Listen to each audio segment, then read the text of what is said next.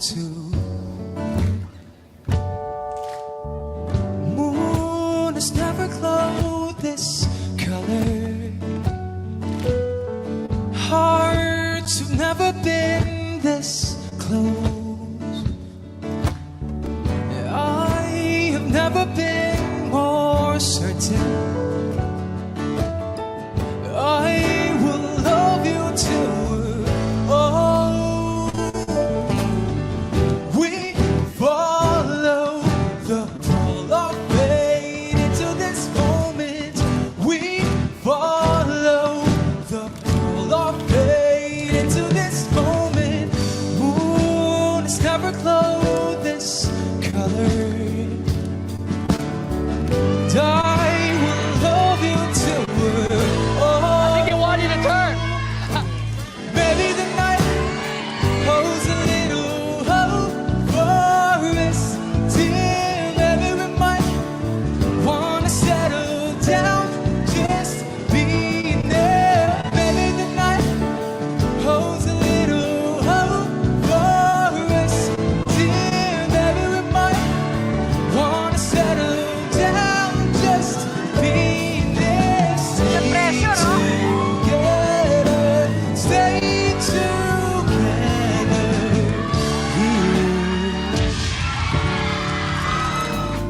I don't know what it is that you've done to me, but of course you do act in such a crazy way. Whatever it is that you do when you do what you're doing, it's a feeling that I don't understand. 'Cause my heart starts beating triple time with thoughts of loving you on my mind. I can't figure out just what to do when the cause of you is you. I get so weak in the knees, I can hardly speak. I lose all control when something takes over me in a daze, and it's so amazing. It's not a phase.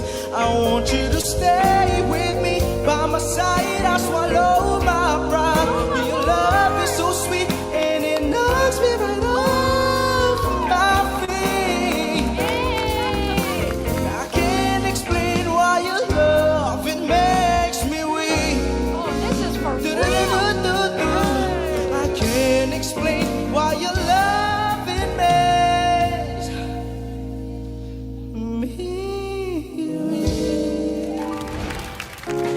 I'm broken down and tired of living life on a merry-go-round, and you can't find a fighter, but I see it in you, so we're gonna walk it out and move mountains. We're gonna walk it out and move mountains. And I'll rise up, I'll rise like the day, I'll rise up in spite of tears. And I'll do it 1,000 times again.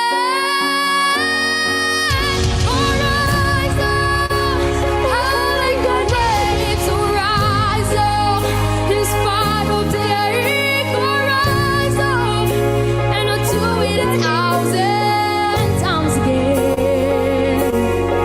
And I'll rise up high like the waves, and I'll rise up in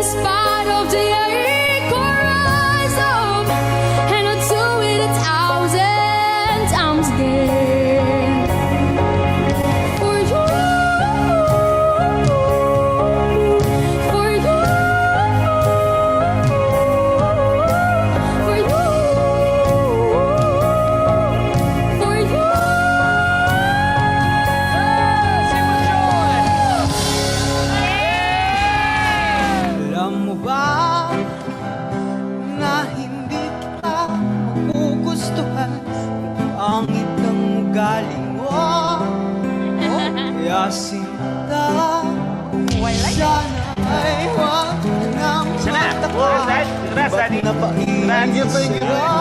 Ganda. Ikaw ay anghel na napadpad sa impyerno. Ako ang demonyong gagabay sa iyo, babalik sa langit.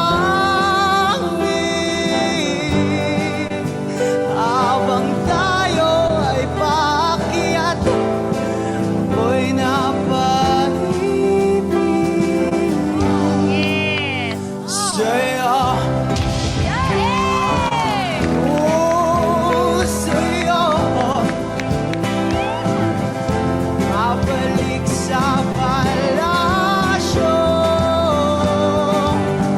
Habang tayo'y naglalakbay, ako'y nahulog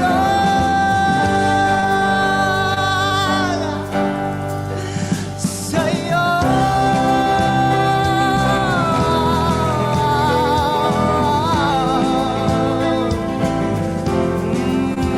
Sa'yo.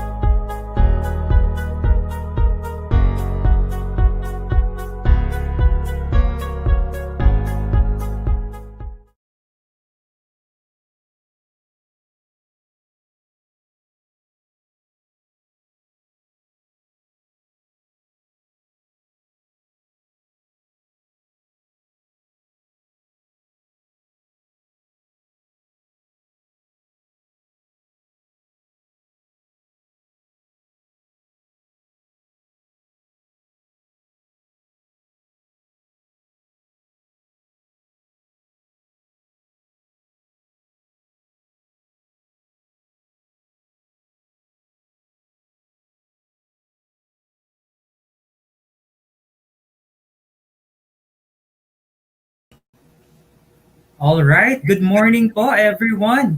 Good morning po sa ating mga viewers, no, sa ating mga TVL teachers. Hello po, good morning po.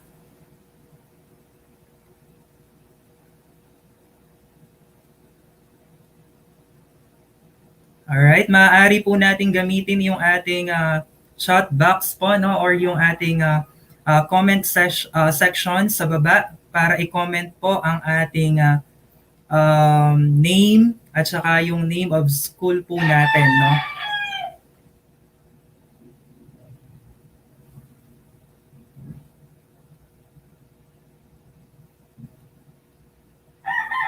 Okay, pardon po pala sa aking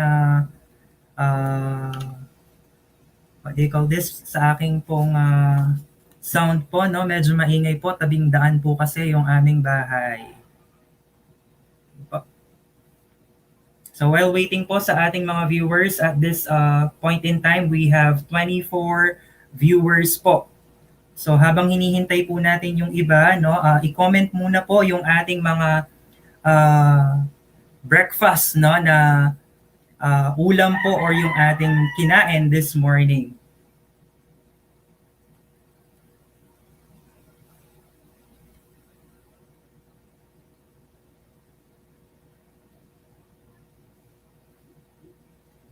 Yun. So shout out muna po tayo, no, habang hinihintay po natin yung pagdami ng ating mga viewers.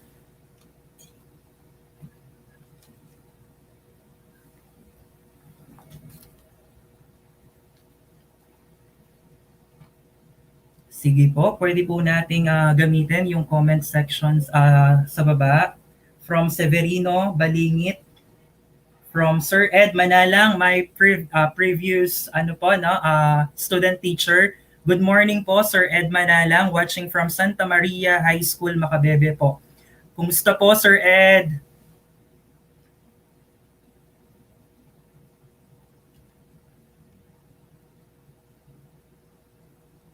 Shout out din po sa aking mga kasamahang guru po dyan, no, sa Don Jesus Gonzalez High School at saka yung mga naging kasama ko po, no, so Bekuran High School po. Likewise po, good morning po, watching from Senior High School in Magalang Stand-Alone 2 kay Ma'am Rodaline Antonio po. Good morning po sa inyong lahat. Shout out din po kay Ma'am Paula Briones. Good morning po from Justino Sevilla High School, ang punong abala po ng ating 3-day virtual training. Ayan. Kay Sage JS Medina, good morning po, watching from Justino Sevilla High School. Hello po Sir Jay, kamusta po kayo? Shout out din po kay Ma'am Roxanne Guanlao, good morning po, watching from San Basilio High School. Good morning, more power po, watching from Baliktukan National High School. Ayun po. Kamusta po kayo at good morning po. Sana po no, nakapag-breakfast na kayo sa oras na ito. From Ma'am Rose Navarro, good morning po. Watching po from Bahay Pare National High School. From Ma'am Brenda Tiglaw Lakap. Yan, good morning daw po from Malauli High School. Sir Ryan, good morning from Pasig National High School. Hello po, good morning po no, sa inyong lahat. Watching from San Basilio High School. Yun po, good morning po sa inyong lahat.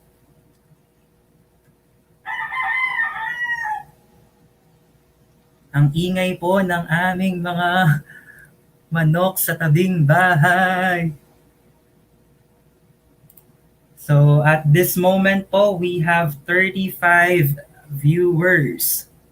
So while waiting po for the others to come to join po yung ating virtual training, again po, no, I'm inviting everyone po to please comment your name po and your school po, no, para sa ating shout out po.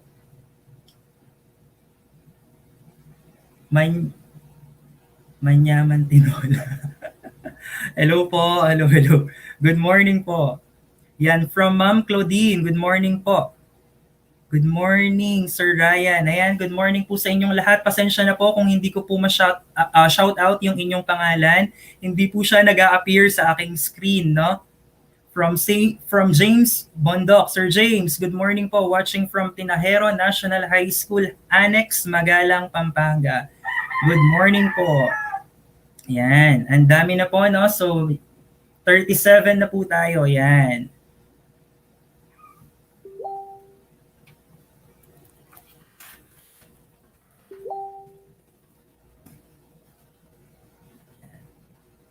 Yan po, hintayin lang po natin yung ating ibang kasamahang guro sa TVL. From Sir Jerome, one of our techs po, no, sa ating 3-day virtual training. Good morning from Pagiruan High School. Yan. From Ma'am Vivian Villacortes. Yon, hello Ma'am V, kamusta po kayo? Happy morning din po sa inyo. Watching from Justino Sevilla High School. Kamusta po Ma'am V?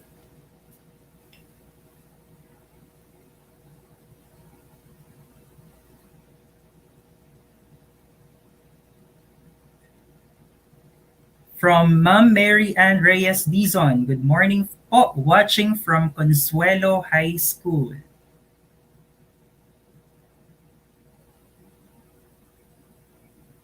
Sige po, comment lang para po dumami pa po yung ating viewers po, no, for today's last day po ng ating virtual training.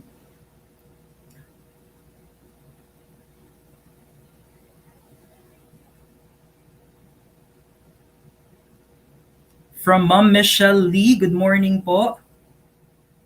From Nicanor David Vergara High School, good morning po Ma'am Michelle.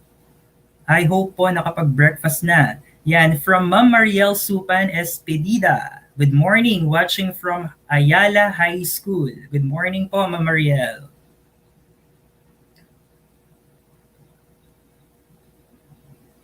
Hello, good morning po. Watching from Malauli High School, from Ma'am Brenda. Yan. From Ma'am Marife Mendoza Peralta. Ang dami, sorry po, hindi ko po masyadong nakaka-capture. From Marife Mendoza, San Vicente National High School, Lubao.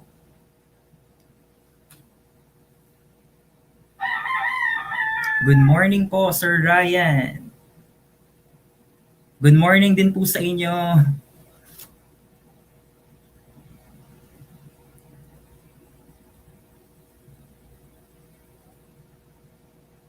Ma'am Pao, where are you po, Ma'am Ann? Currently, we have 40 viewers na po, no, at 8:12 on the clock. From Sir Datu Gilbert from High School Apalit Stand Alone. Good morning po. From Ma'am Kate Maniago Bustos. Good morning po. Watching from Consuelo High School. Good morning po. Watching from Ayala High School. So currently po, we have 43 viewers na. Yan. Hopefully po, no, medyo dumami pa yung ating viewers para po makapag-start na tayo sa ating last day ng virtual training po for TVL teachers. No, for the 2 days po, no, or for the previous days po, no, nakapag feed sa atin yung ating mga resource speaker, no, na napaka-substantive naman po talaga and meaty naman talaga nung ating mga previous topics, no, na naibigay po sa atin.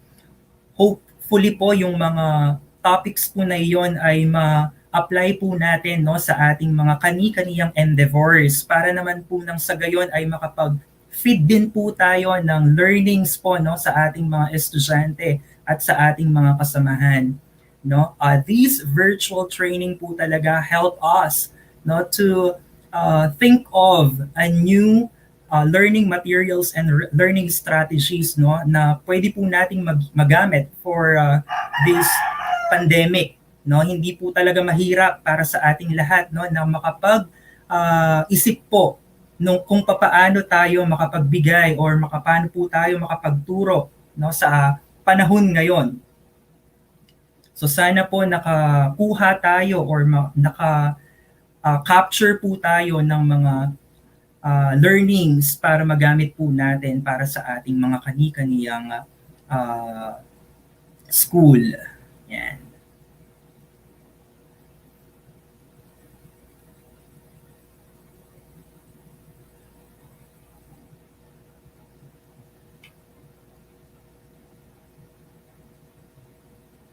So I believe po, no, nandito na po si Ma'am Shirley, our one of our ASDS in Division of Pampanga.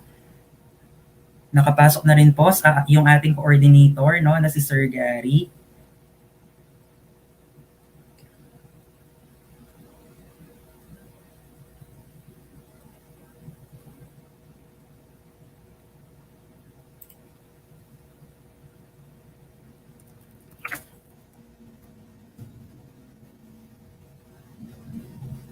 Sige po, comment pa rin po para sa ating comment section, no, para ma-shout out po natin yung ating kasamahang guro, no, sa TVL department. Good morning po, watching from San Roque, Dau. Yan, San Roque Dau High School po. Good morning po. From San Esteban High School, good morning din po sa inyong lahat dyan.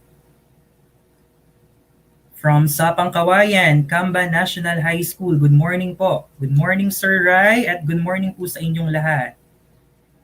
Watching from San Luis, good morning po.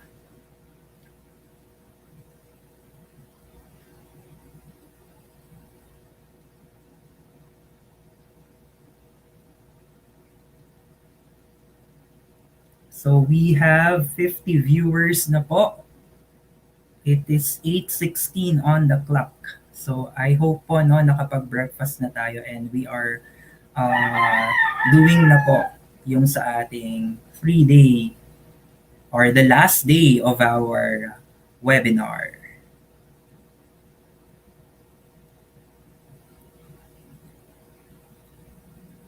This will be the last day po kasi no, ng ating virtual training para sa ating webinar.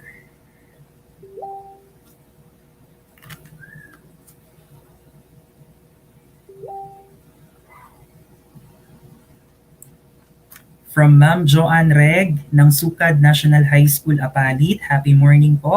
Happy morning po, ma'am. Sige po, tuloy-tuloy lang po ang pag-comment sa ating comment section para sa ating last day ng ating virtual training.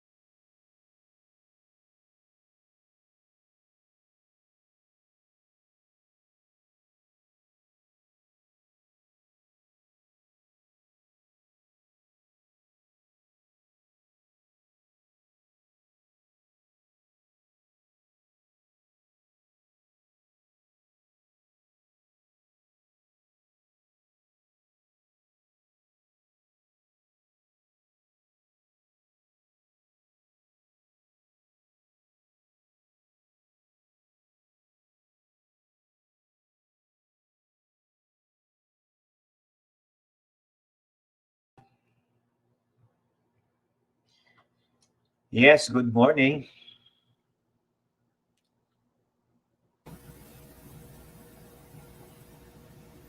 Hello po, good morning po, Sir Gary. Yes, good morning, Sir Hello Jan. po. No? While Good morning waiting po. for Kamusta po, Ma'am sir? Shirley. Mabuti naman. How about you, Sir Ryan?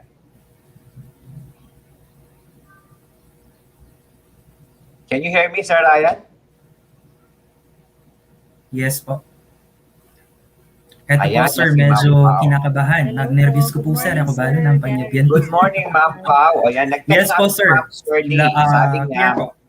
Apo, sige, wala sir. daw siyang net converse net sa bahay kaya she opted to go to the office and she is about to join us any minute from now. So Sir Ryan, you are so much prepared with your outfit today. Is there anyone that you would like to thank to your outfit today, Sir Ryan, Sir John?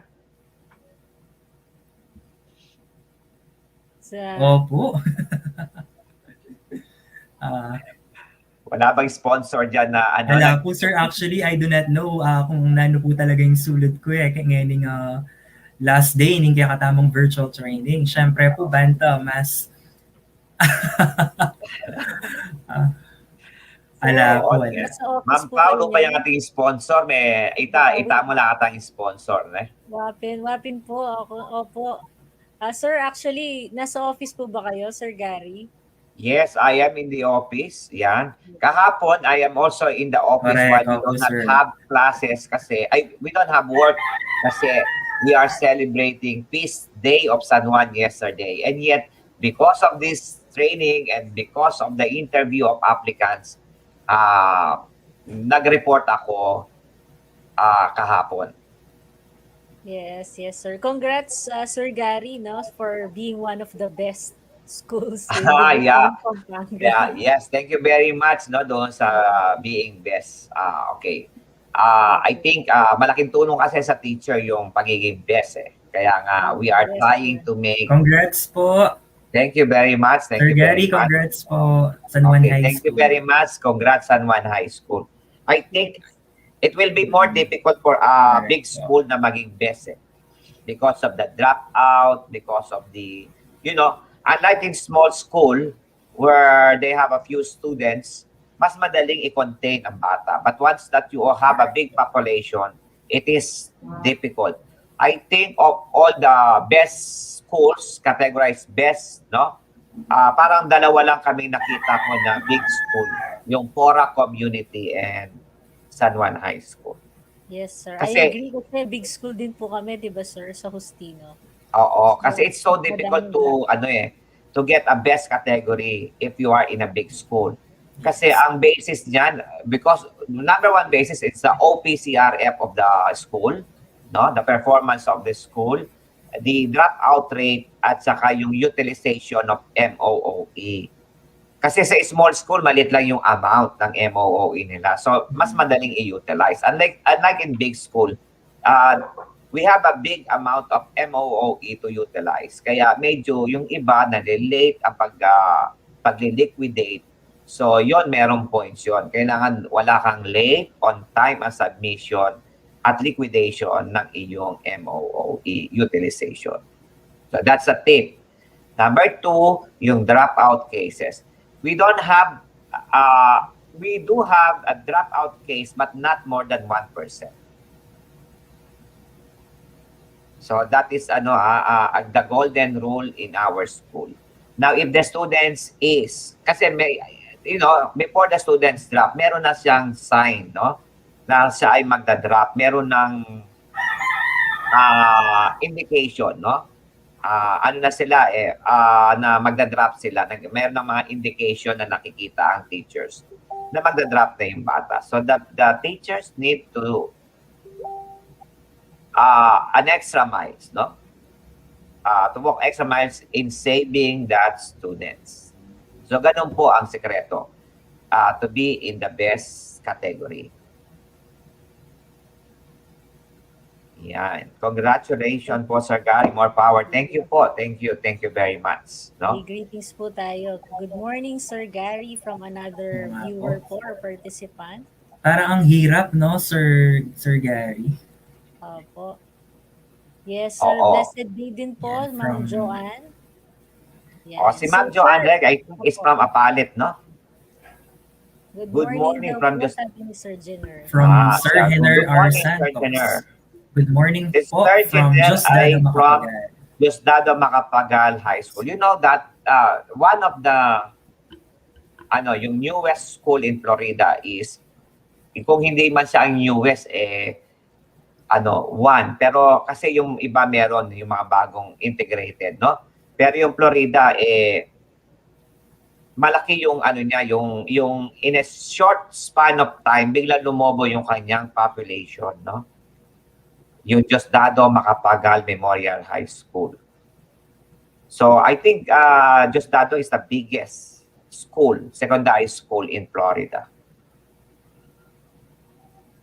Lubao High School, the same scenario with Diosdado. Ito bagong bukas ito, dati itong Techboc, no? Lubao Techboc High School supposedly. Shoutout po kay Sir Russell Mendoza. Good morning po from Lubao National High School. Yan, bigla rin lumobo yung population ng Lubao. Kaya lumaki yung kanilang school. Okay, si Ma'am Jenny Numanog, di ko alam kung saan school. Sa Santo Rosario po siya, sir. Santo Rosario, Minalin? Saan ba yung Santo Rosario, Ma'am Jenny? Pasig, ay hindi. Iba yung Pasig, sir. Candaba to, no, sir? Yung Santo Rosario, Minalin also got best in the category. Congratulations, Santo Rosario, Minalin. Okay. Si Ma'am, yung sa Pasig naman, Candaba, no? Malaking school din yung Happy morning po, Sir Gary, Ma'am Pao, and to our dearest SGH, Sir Ryan.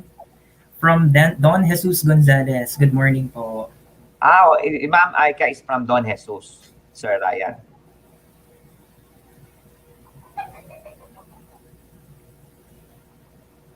Del Carmen National High School. Breakfast niyo, Sir Gary. Nag-breakfast ka na ba? Yes po, sir. Kasama ko po yan sa TVL department. Isa sa mga pinakamasipag po na teachers, no, sa TVL. Opo, minalin nga. Okay, yung nabanggit kanina, yung Del Carmen High School, no? Trivia. Ang Del Carmen High School is a consistent Brigada Escuela winner. I think they are even a national winner of Brigada Escuela, yung Del Carmen. So good morning po sa lahat ng taga Del Carmen High School. Brigada Escuela, yung Del Carmen. So good morning po sa lahat ng taga Del Carmen High School. Okay, so mag-iwan po. Total, kaya nyo na yan, Ma'am Pao, no? And Sir Ryan. So, congratulations in advance, Ma'am Pao and Sir Ryan. Nasa last day na tayo, no? So, nandito na ba si Ma'am Shirley? Nakapasok na ba sa mainstream? I believe po, sir. Wala pa daw po. Okay. So, let us just wait. Malapit na. Kasi nung I called her, malapit na daw siya sa office. Kasi nga, walang nag-breakdown yung converge niya. Wala siyang internet. Okay, so wala na bang shoutout dyan? O shoutout ko muna yung aking mga teachers sa TBM dito sa San Juan High School. Good morning to all of you. Okay, so from Ayala High School, Magalang. Hello everybody. Hello sa mga teachers ng Ayala High School. Ayala High School is also a new school, no? Bagong school ang Ayala. And seemingly they are doing good, no? Doon sa area ng Magalang. Kasi dating school balitukan lang eh. Ayan. Good morning from Pagirwan High School. Of course, our technical moderator, ladies and gentlemen, the senior high school teacher of Pagirwan High School. Good morning, Sir Jerome Bata. Yan. So, Sir Ryan, what can you say about Sir Jerome Bata? Ang Alden Richard ng Pagiran High School, no, sir? Sir, yes. Last night po, no, we were talking po kung ano po yung gagawin namin because Sir Jeff and Sir Alzian is probably not around because of the power interruption po, no?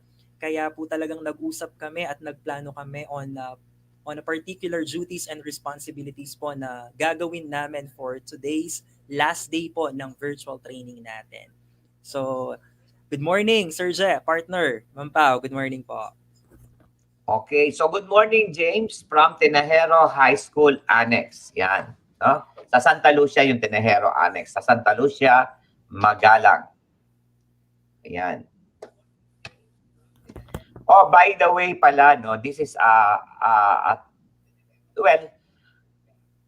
an advanced information to all our teachers. Hello from Cadwantete, my former school. To all the TBL teachers in Cadwantete, hello everybody. Good morning po sa inyong lahat. Um, I am interviewing TBL applicants. Di ba? Ang probation doon sa CSC, kapag mayroon ng eligible, no? Eligible and qualified, matatanggal na yung mga 5 years. Okay? But seemingly, no? Seemingly, sa mga applicants kasi ng TBL, every cluster, 3 lang na ganyan. Pinakamarami na yung 3 o 4. So, katapos, ang hirap, wala pa silang mga TM ngayon. So, I don't know if they will be classified as qualified applicants. Kasi, every time na I ask, kung merong mga may TM, kaso under sila sa agriculture, wala naman masyadong nag-o-offer ng agriculture at saka wala naman ata tayong mga probi under agriculture. So, God is good, mukhang wala matatanggal. Thank God po, Sir Gary. No? So, I hope, no? Good morning po, shout out po sa Don Jesus Gonzalez High School. Good morning, Don Jesus Gonzalez High School. See you on July. Yay! Hi, sir. Lilipat ka ata? Lilipat kayo, sir? Okay, Pramostino Sibilia, TBL teachers, good morning po sa inyo. Okay, to our beautiful master, Teacher 1, Ma'am Pau, sabi niya. Talaga, may category si Ma'am Pau na beautiful. Sa amin ni Ryan, walang handsome. Si Ma'am Vivian po, nakasama ko po yan. Sa mga Si Ma'am Vivian, nakasama mo? Yes po. Saan mo nakasama, sir? I believe nung pong common topics at saka po sa I like your first statement. I believe, no? Para sa ano yun. I believe. You start your statement first with I believe. Praktisado si Sir Ryan dyan. Yung beauty pageant na, sir. I believe, sabi niya. You know what? What is the irony? During your common topics, I was assigned to topics, no, sessions sa TBL, but because during the 2016-17, ang assignment nyo ay sa may Red Manor at saka Hotel Pampanga, right? Yes po. So, meron din akong session sa Lubao, sa Hacienda. So, ang ginawa ko, nakipagpalit ako sa mga ibang pasis. So, anong nangyari? Doon nag-concentrate ako sa Lubao to know na puro pala academics yon. Yung mga TBL, hindi ko nakita during the 2016-2017 common topics. So, ngayon pa lang tayo nagkita, no? Yes, sir. Sir, I think nandito na po yung ating head, si Ma'am Shirley. We can... Okay. So, mag-leave na muna ako, then napapasok na ako mamaya, no? Thank you very much again, Sir Ryan. Good morning, and Ma'am Pao. Okay po. So once again po, no, good morning po sa ating lahat. Good morning po sa ating mga viewers. We are now 68 po, no, sa ating Facebook. Ayun, nadagdag po siya ng isa, 69 sa ating FB page po, no, live account po. So at this juncture po, my respect to our Schools Division Superintendent po, Sir Edgard. To our ASDS po, Ma'am Shirley, good morning po. To our Division Coordinator in EPP, TLE, TVL, AIAA, and ICT, Sir Gary, good morning po once again. And of course, to our very own EPS 1 in EPP, TLE, TVL, and ESP, Ma'am Makang, Ma'am Maria Carmen, good morning po, Ma'am Makang. Welcome po on the third day and last day po of our virtual training on the presentation of lesson through blogging in the technology-based education for senior high school TVL teachers. Thus, this 3-day training help us to think of an effective and efficient teaching strategies and instructional materials amid to COVID-19 pandemic. Totoo nga po no na yung 3-day na to ay naging fruitful, naging makabuluhan. It's because of our resource speakers. Ang dami po nilang nai-impart sa atin, ang dami po nilang nai-feed na learning sa atin sa nakalipas na 2 araw. Totoo nga rin po na para sa ating mga TVL teachers ay hindi madali ang nakaatang no or expected no na outcome para sa ating lahat. Papaano nga ba po natin maituturo ang isang skill na lesson? So with this 3-day training po, give us the views on how we can plot po and how we can create our instructional strategies and materials effective and efficient. And so, without further ado, I'd like to introduce myself to all of you. Good morning, everyone. My name is John Ryan V. Malang from Don Jesus Gonzalez High School, your moderator for today's last day virtual training. And at this juncture, I would like to call and introduce to you our very own EPP, TLE, TVL, AI, and AA coordinator, ang sobrang sipag, ang sobrang bait, at ang super supportive na principal, Sir Gary I. De La Cruz. Take it away, sir. Thank you very much, Sir John, no, for your introduction. So, good morning. My respect to our SDS Engineer Edgar C. Domingo, our ASDSS, Ma'am Melissa Sanchez and Ma'am Shirley Sipagan. Thank you very much, Ma'am Shirley, for gracing our occasion today, this morning. So, my heartfelt gratitude to you, ma'am, to my boss, in our cluster, to my CID chief, Dr. Celia Lacanlale, of course, my partner in TLE-TBL, Ma'am Carmen Evangelista, our SEPs in HRDD in charge, Sir Jason Santos, our division ICT in charge, Sir John Ray Palyasige, the technical working group headed by Ma'am Paula Briones, our Kwatame associates, Ma'am Veronica Angeles, and Sir Robin Perez, our speakers, to our participants, ladies and gentlemen, good morning. May I take this opportunity to welcome you all once again and to extend a further word of welcome to everyone here this morning. Today marks the last day of our virtual training on the presentation of lessons through blogging in the technology-based education for senior high school TVL teachers. With what have you learned in this training, you must adopt the skills needed since we are living in a digital world. Learning is complex, but we could make it easier with the use of varied learning platforms and blogging as well. After expanding your knowledge about the importance of the utilization of these platforms, you will be more prepared in teaching in the new normal. Moreover, learnings would help you adapt to the changes in which technology plays a vital role in the teaching learning processes. Students will be willingly to learn more if we entertain what is needed and demanded in today's 21st century generation.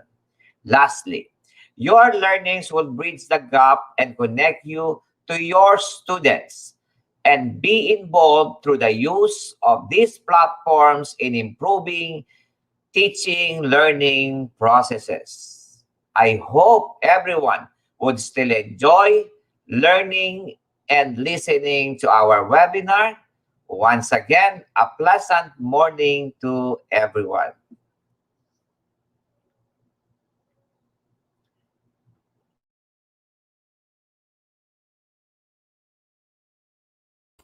Thank you very much po, Sir Gary, no, for the heartfelt remarks po.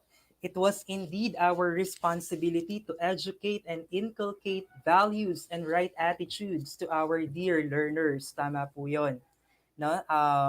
And now po, to give us her inspirational message, may I call in our one of the assistant schools division superintendent in the division of Pampanga, Dr. Shirley B. Sipagan.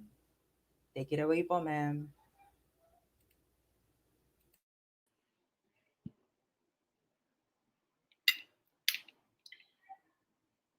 Good morning po sa ating lahat. Isang magandang umaga. Isang masiglang umaga at mapayapang umaga sa ating lahat. We just celebrated our 123rd year anniversary yesterday, no? So, ang aking pagbati po sa ating mahal na SDS, Engineer Edgar Domingo, sa aking partner, si Dr. Melissa Sanchez, and of course, yung napakaganda ang kutis kanina, no? I was looking at him, sabi ko, mas na-absorb ko yung kagandahan ng kanyang poise, no? At saka, more than sa sinasabi niya, masyado akong na-attract sa ganda ng kutis niya. Si Sir Gary de la Cruz, no? Thank you for inviting po. Thank you for the invitation. This is an opportune time to meet our TVL teachers, no?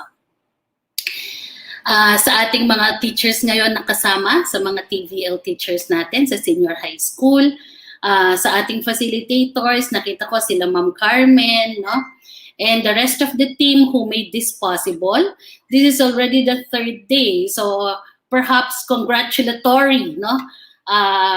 Message is in order. Instead of inspirational, perhaps congratulatory ang ibibigay ko dahil napaka-successful ng ginawang activity nito, ito ng ating mga TVL team, no? A while ago, I was, while pumupunta dito sa office, no, dahil naglulo ko yung internet sa bahay, sabi ko, ano ba yung theme ng senior high school ngayon ng TVL? So nakita ko siya, yung na-focus yung word sa akin na vlogging. Sabi ko yung vlogging talaga is really, no, very in. Ano ba yung mga advantages ng vlogging natin? Kasi fan din ako ng mga nanonood ako ng vlog ng sa YouTube, no? Ano ba yung advantages ng vlogging natin? Unang-una nakikita ko, people could easily capture the attention, especially if it is their interest, no, ng mga learners natin.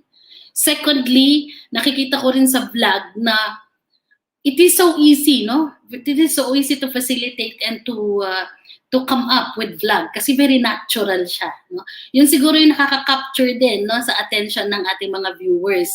Very natural siya. Kumbaga very real time siya, mga ganon, no? Tapos what else? You could convey, you could express, you could even demonstrate from all walks of life, any part of the world, whatever you would like to express. What else? Ano pa? Napakadaming advantages ng vlog eh. Very easy, convenient, easy to create, to facilitate, no? So nakikita natin dito na talagang buti na lang naisip ng ating senior high school TVL ito. Yung word na vlogging at yung activity na vlogging or medium of instruction na vlogging. That way, no, this particular way, this particular strategy, you are making learning easy to deliver, easy for the teachers, and even captivating to our learners. Sabi ko nga, sana not only TVL, senior high school TVL, could come up, could produce yung ating mga vlogging, no? Importante. It is very yung ating way of delivery of learning sa TVL, no, especially yung mga strands and tracks natin. Hindi biro-biro. Hindi pwedeng kunin mo lang siya sa lecture, hindi rin pwedeng kunin mo lang siya sa furnishing modules, no? Hindi pwedeng matutunan sa pagbabasa lang. So one way that we could also demonstrate the real skill, no, the actual process is through vlogging. No? So napakaganda po ng naisip nyong ito, natutuwa at nagpapasalamat, very grateful, no? Ang SDO Pampanga, na kayo po ay nakapag-come up sa ganitong activity. Tinitingnan ko nga kanina sabi ko, what are the ways ba? How do we come up with a very good vlog, no? Ano ba yung, sabi ko baka mamaya sa DO makapag-vlog din kami ni Ma'am Mel at saka ni SDS, no? Para naman hindi kami napag-iiwanan. So, si Sir John Ryan, ang galing niyang mag-host, mag-facilitate kanina, no? He was able to really give clarity dito sa purpose ng ating activity. So siguro hindi ko na siya pakahaba, no? Ang ating message. I would like to congratulate the whole team, Sir Gary, no, and the rest of the EPSS, sila Ma'am Carmen, the team behind, no, yung ating mga facilitators who made this activity possible. You are making a difference and an extra mile effort, no, just to extend, no, just to reach out sa ating mga learners para mapadali ang learning natin during this time of new normal and pandemic, no. Hopefully, no, sana kahit na masurpass na natin, no, napaka-resilient kasi nating mga teachers Hopefully, sana kahit masurpass na natin ito, hindi sana mawawala itong mga strategies na to kasi they are very timely in the digital era. No? Talagang hindi na mawawala ang technology-based learning natin.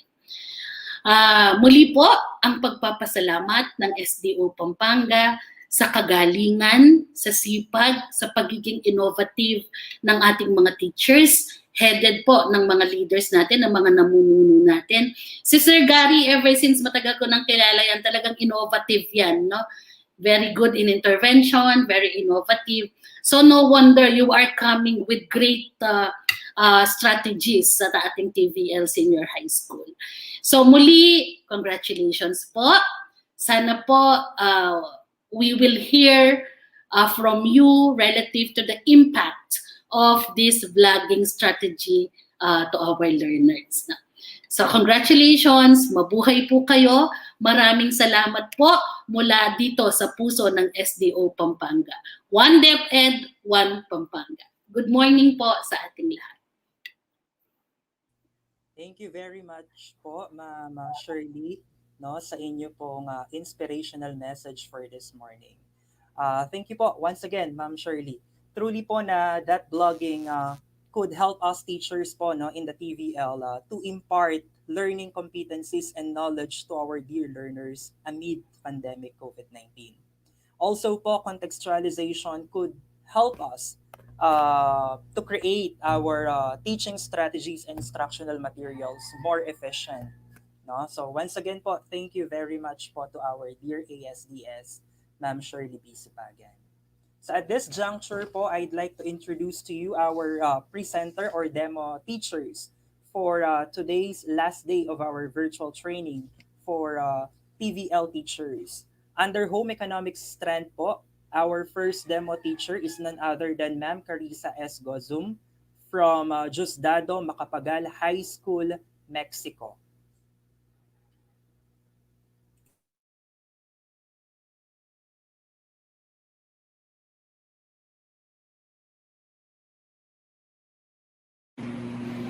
Happy morning, virtual learners! How are you today? I hope you are all good. Please stay home and be safe always. Welcome to another day of learning opportunity. I am Carissa Gosson, your cookery teacher for today. I will be discussing with you another topic in Cookery Quarter 4 under the competency of Prepare Dessert. And this is all about the classification, types of desserts, and their characteristics. Let's make this learning more fun and excitement, but here are some reminders to keep in mind. First, stay alert and focus. Number 2, make sure you have your self-learning modules with you so that you will be guided while answering the modules. Number 3, sit back and relax while you are watching and listening to my discussion. I know you are all excited, so with that, let's get started. But first, let me just enumerate with you the objectives for today's lesson. Here are the objectives for today's topic. Number 1, identify the different classification and types of desserts. Number 2, give the characteristics of desserts. And number 3, appreciate the essence of dessert in a meal. Before we proceed to our new lesson, let's see if you still remember our previous topic, which is all about tools, utensils, and equipment in preparing dessert. Just in any other meal courses, dessert needs specific tools and equipment as well. So what you are going to do is to unscramble the letter inside the parentheses to identify the tools, utensils, and equipment in preparing dessert. Are you ready, class? Number 1, it is used for measuring small quantity of ingredients like salt, baking powder, and baking soda. Correct. The answer is measuring cups and spoons. Number 2, it is used to chop, blend, mix, whip, puree, grate, and liquefy all kinds of food. Perfect. The answer is blender. Number 3, it is an equipment that used for cooking. Correct. The answer is range. And the last one, it is a chef's tool used for all types of kitchen tasks from peeling and slicing fruits and vegetables. Perfect. The answer is kitchen knives. So what is your score? Did you get all the items correctly? Very good, class. And now, let's make the chat box active for us to know your answers or ideas to the following questions. Are you ready, class? First question. Who among you here already experienced eating in a formal dining? What kind of dessert was served then?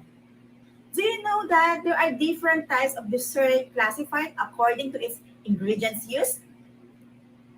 So in this lesson, you will learn the different classification of dessert. But first, let's define the meaning of dessert. Dessert is usually sweet course that concludes a meal. The food that composes the dessert course includes, but is not limited to sweet foods.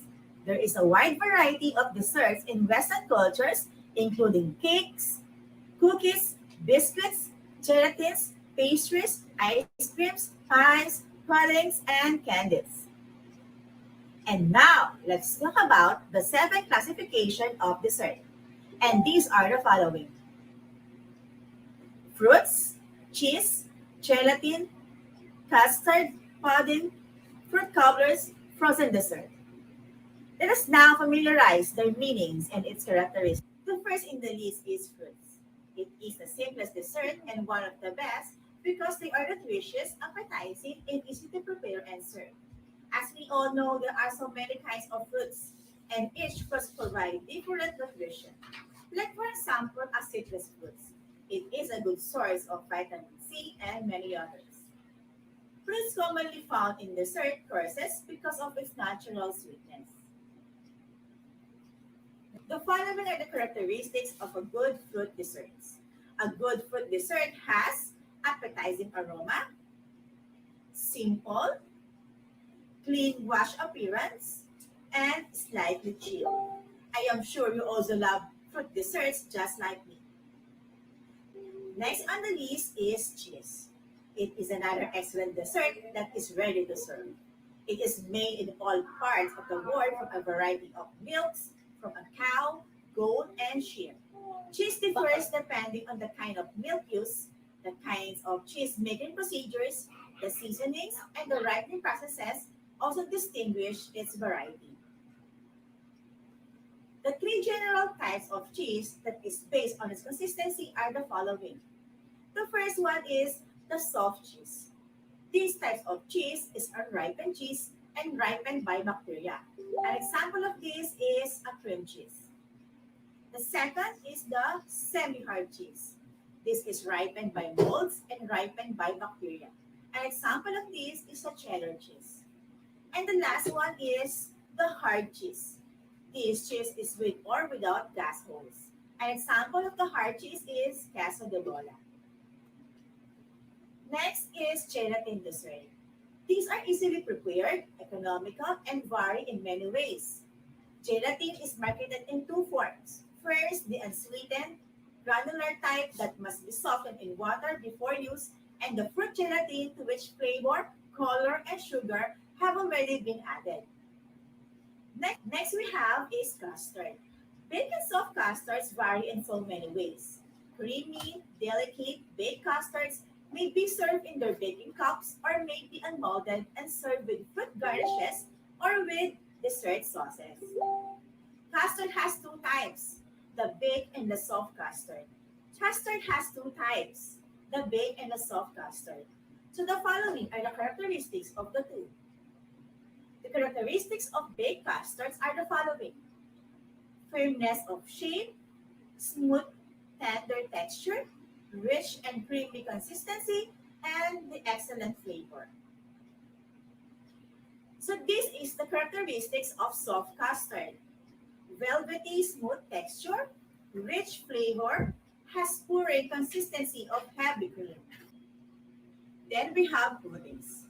Puddings are relatively simple to prepare and vary with sauces.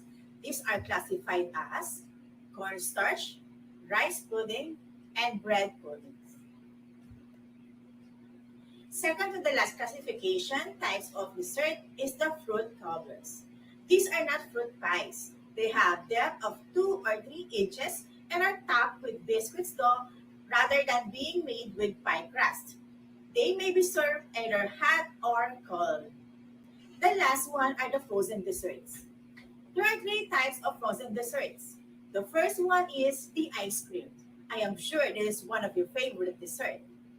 This is a smooth, frozen mixture of milk, cream, sugar, flavorings, and sometimes eggs. The second type of frozen dessert is the sherbet and ices. This is made from fruit juices, water, and sugar. American sherbet contains milk and cream and sometimes egg whites. The egg whites increases the smoothness and volume of the sherbet and ices, while ice contains only fruit water, sugar, and sometimes it has egg whites. The last type of frozen dessert is the frozen soufflés and frozen mousses. These are made like chilled mousses and Bavarians, whipped cream, beaten egg whites, or both. And there you have it. We just finished discussing the different classification and types of desserts and their characteristics. I believe you can now tell what type of dessert is served while you are in a fine dining restaurant. And to make sure you still have them in your mind, you will answer the following questions. I will give you some time to answer. Good luck. Using your answer sheet, give one example for the following type of dessert. Are you ready, class? Number 1, frozen desserts. Number 2, cheese. Number 3, puddings. Number 4, fruits. Number 5, custard. I will give you 5 minutes to do your work. Okay? You may now start now. Let us check if your answers are correct. So here are the possible answers. For number 1, frozen desserts, we have ice cream, sherbet and ices, frozen soufflés, and frozen mousses. Number 2, in cheese, we have soft cheese, semi-hard cheese, and hard cheese. For number 3, puddings, we have cornstarch puddings, rice puddings, and bread puddings. For number 4, which is fruit, we have citrus fruits, watermelon, melon, and apples, and so on. For number 5, custard, we have baked custard and soft custard. Let's see what you have learned for today's topic. Please write your answers on your answer sheet. Number 1, what are the different classifications, types of desserts? Number 2, how will you classify puddings? And the last one, what are the characteristics of fruits? I will give you 10 minutes to answer. I guess you are done answering. It's time to check if your answers are correct. So here are the possible answers for our quiz. First question, what are the different classification types of desserts? These are fruits, cheese, gelatin, custard, pudding, fruit cobblers, frozen dessert. Second question, how will you classify puddings? Okay, how will you classify puddings? Possible answers are cornstarch, rice puddings, and the bread puddings. And the last one, what are the characteristics of fruits? We have appetizing aroma, simple, clean wash appearance, and slightly chilled. Did you get all of the items correctly? Very good, class. So studying the different classification, types of desserts, and their characteristics may help us in many ways. As a cookery student, this will help you develop your skills and creativeness. So you already have the idea in preparing dessert. With that, you can now use it anytime, especially during special occasions. I am sure your parent will be proud of having those kind of skills. Thank you for your active participation, class. Before I end this video lesson, let me give your assignment for our next lesson. Have an advanced reading about learning outcome number 2 in quarter 4, which is entitled Prepare Desserts and Sweet Sauces. So that is the end of our video lesson for today. Thank you for watching. Again, this is your teacher, Carissa Gozon. Always remember, take your vitamins and be safe always. Have a nice day, everyone. Thank you very much po, Ma'am Carissa S. Gozon of Diosdado Macapagal High School, Mexico. Our next presenter is no other than Miss Casalyn B. Tamayo of San Vicente, San Francisco High School.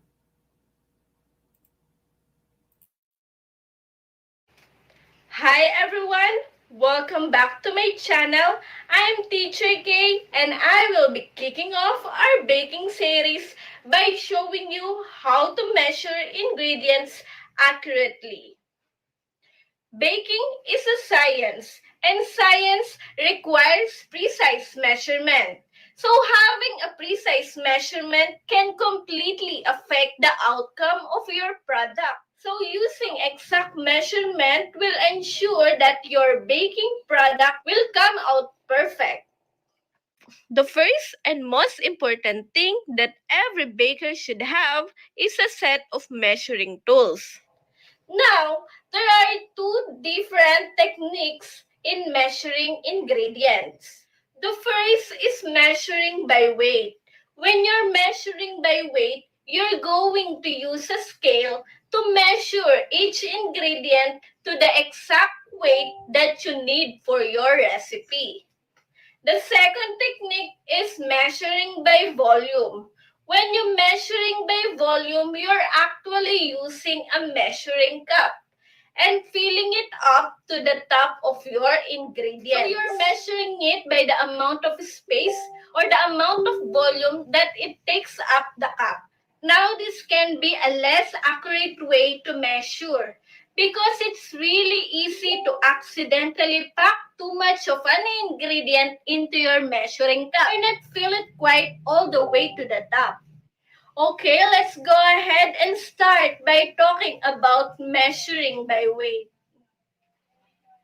Now, when you measure by weight, you're going to use a kitchen scale or a weighing scale. And when you measure by weight, you have a few different options of the units of measurement you can use, like pounds, ounce, grams, and kilograms. To use a digital scale, turn the scale on and use the unit button to change the setting. Grams is the preferred setting for baking. Set your bowl on the scale and then press the tare button to zero out of the scale so that the bowl is not counted in the weight. Then begin measuring out your ingredient. Now, let's go ahead and talk about measuring by volume. There are also different ways you can measure by volume. We have teaspoon, tablespoon, cups, quarts, and gallons. Now remember, when you're measuring by volume, you are using measuring cup to fill it up to the amount that you need for your ingredients. And there are few different tools you need when measuring by volume. This is a liquid measuring cup, and you want to only use this when measuring liquid ingredients. And this is a dry measuring cup, and this is used to measure dry ingredients like flour and sugar. And these are measuring spoon, and you would only use this when measuring small amounts of ingredients like yeast, baking powder, or baking soda. And now let's have a demo on how to measure correctly, and let's begin with the dry ingredients.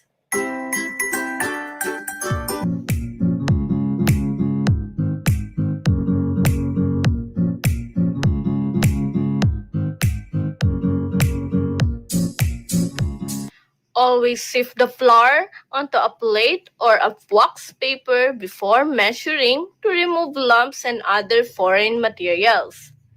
To measure 1 cup of flour, lightly scoop the flour into the measuring cup until overflowing. Do not shake or bang the cup.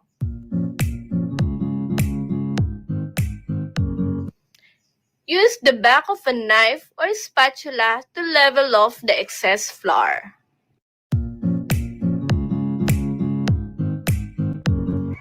White sugar is measured by scooping the cup or measuring spoon into the container until it is overflowing. Then, level off with the spatula. Remember, do not top the sugar to avoid having it compress inside the cup.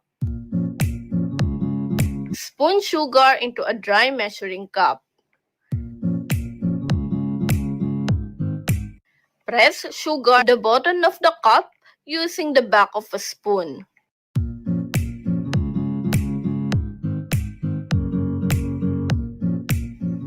Press each time you add sugar.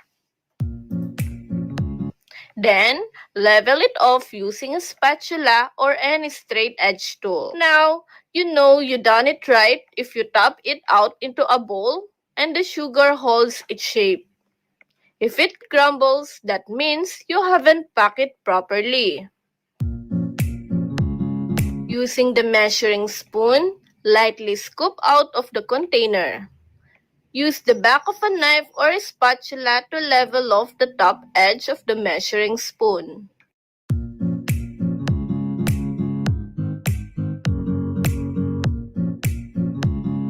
Liquid ingredients are measured in a glass measuring cup. Liquid ingredients need to be measured at eye level. To properly measure a liquid ingredient, place the liquid measuring cup on a flat surface and pour the liquid into the cup until it reaches the desired line of measurement.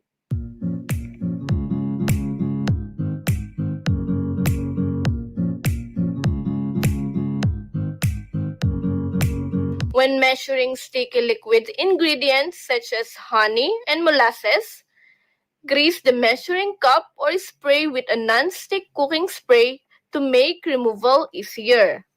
Then, fill the dry measuring cup with the sticky liquid.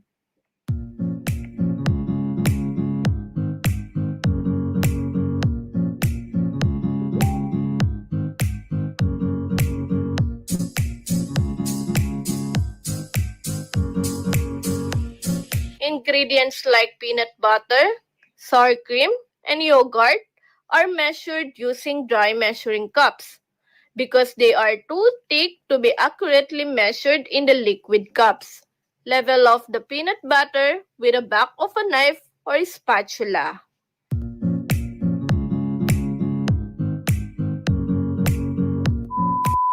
So there you have it. See, I told you baking was a science and requires very precise in measuring. The more precise you're measuring, the more successful you're baking. Make sure to like and subscribe for this video if you enjoyed it or if you learned something today. I hope you enjoyed. I'm Teacher Kay. Thanks for watching and see you on the next baking series.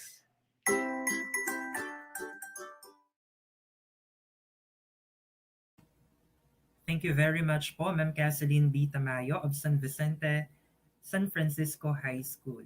Our next presenter po will be Ma'am Edlene Amper of San Vicente, San Francisco High School.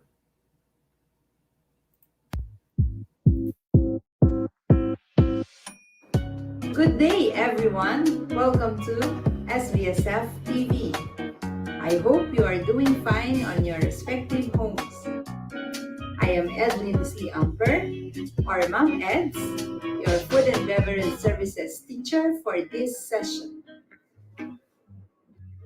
Content standard.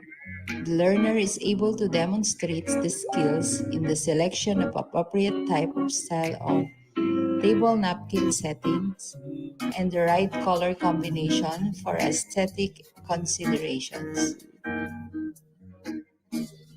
Learning competencies. Dress tables according to standard procedures and or any approved special requirements.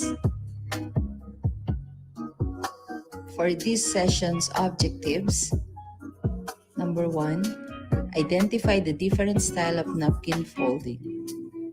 Number 2, know the importance of the proper use of table napkin while dining. Number 3, using the piece of paper, the learners are expected to create an origami. Before we start our session, let's have an activity. Are you ready? Okay. Are you familiar with the 4 picks 1 word? Yes. You need to guess which word are we referring based on the given pictures. Let's start. For the word number 1, can you guess?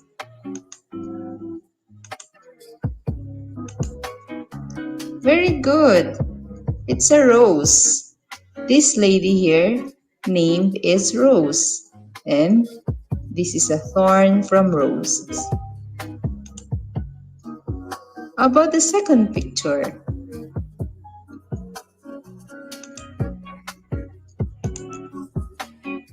Can you now guess it?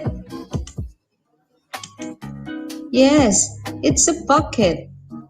This one is a pocket watch and a pocket knife and a jacket full of pockets and pockets. Okay, are you ready for the next pictures? How about this one? I think you already know it. Yes, it's a heart. And this lady here is Heart Evangelista. How about this one? Can you guess this?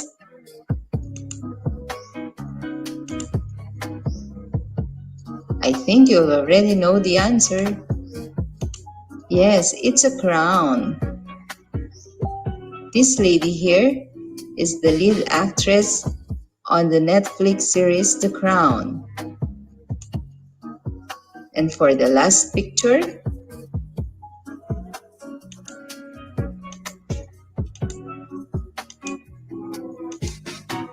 yes, I think you already know what our topic for today. It's a table napkin. And those names or words that you've guessed a while ago are all names of the different napkin folds. I think you are now ready to start our session. To check what you know, I want you to identify the name of the napkin fold of the following images. For number 1, what is the name of this napkin fold?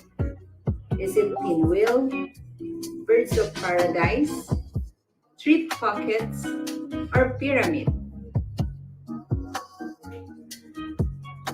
For number 2, What is the name of this image? Is it pinwheel, birds of paradise, lotus, or pyramid? For number 3, what is the name of the napkin fold of this picture? Is it rosebuds, birds of paradise, lotus, or pyramid? And for number 4, what is the name of this napkin fold?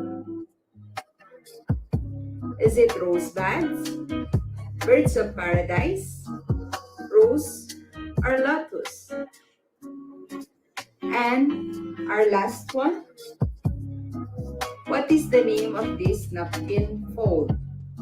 Is it rosebud, birds of paradise, lotus, or rose? Okay, let's check. For number 1, if your answer is birds of paradise, you are correct. For number 2, the answer is lotus. For number 3, it is the pyramid. For number 4, it is the rose. And for number 5, it is called rosebud. Did you get all the answers correct? Very good. Okay, let's continue our lesson. For our topic for this session, we have the napkin folding. Napkin folding is a small piece of table linen that is used to wipe the mouth and cover the lap in order to protect the guest's clothes. Okay, it is based on the origami. Origami is the art of paper folding, which is often associated with Japanese culture. A napkin, when creatively folded, enhances the look of a table and the dining experience. A table setting often reflects the mood and theme of the party, but this will be done only by presenting it by elegant napkin folding. There is also a saying that to show that we really value our guests is by exerting effort in setting our table with elegant table napkin. Please prepare any of the following materials. You can use handkerchief, bond paper, paper napkin, 20 by 20 cloth size, or any available materials that you can use at home, and follow the napkin folding tutorial. Here are the instructions on the different napkin folding. Candle fold. Begin with napkin flat like a diamond in front of you. Fold bottom tip up to form triangle. Fold the bottom tip of the napkin, then turn the napkin over. Then roll the napkin from right to left.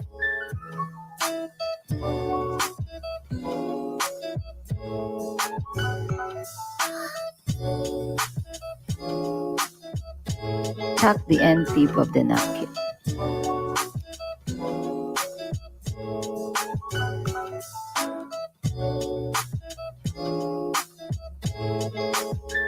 Fold the bottom tip of the napkin. Fold the top tip down a third. Fold down a third again. Fold down a third once again to meet bottom edge. Fold left tip in and under itself. This will be the flame. Roll the left side to the right side and tuck the end on the right side in and prop on a cake plate. Fun fact: candle clocks were used in the old days to tell the time of the rose napkin fold procedure. Fold napkin in half diagonally. Fold corners to meet at the top point.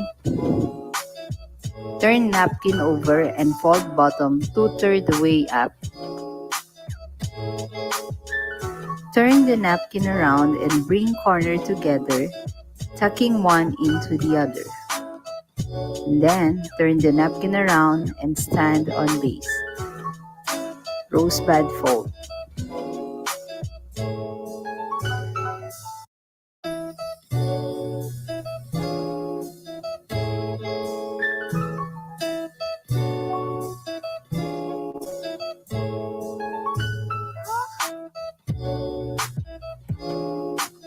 Fun fact: do you know that rose also grows into a fruit?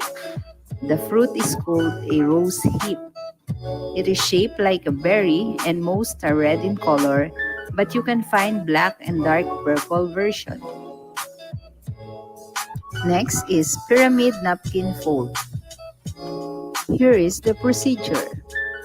Fold napkin in half diagonally. Then fold corners to meet top point.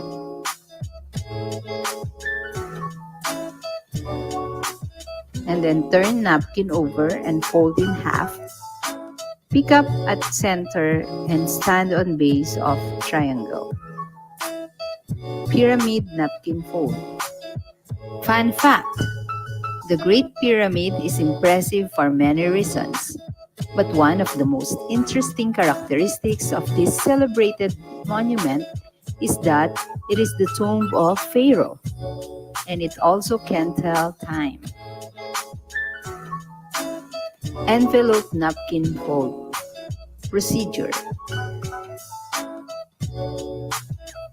Fold the napkin diagonally half. Fold the left and right side of the triangle in a midway point. Fold it again in the bottom midpoint, house-shaped napkin. And then take both bottom corners and bring them up to the rest, just below the top right corners. Take the top point of the envelope flap and bring it down or close it to complete the envelope. Envelope napkin fold. Fun fact: the first paper envelope was invented in China during the 2nd century BC. Diamond napkin fold procedure. Fold the napkin on fourths.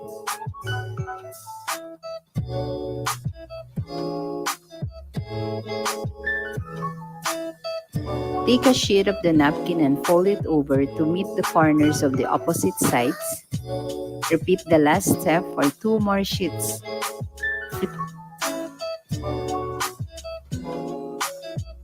Flip the napkin over and then fold each side over to the middle and then flip it over. Diamond napkin fold. Fun fact: another name for diamond is equilateral quadrilateral. Since equilateral means that all of its sides are equal in length. Lotus napkin fold procedure. Fold all 4 corners toward the center.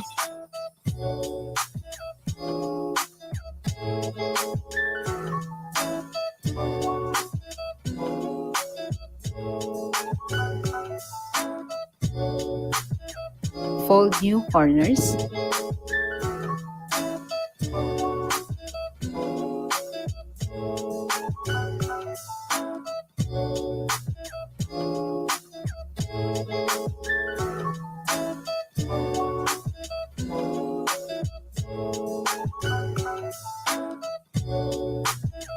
Turn the napkin over and fold all 4 corners to the center.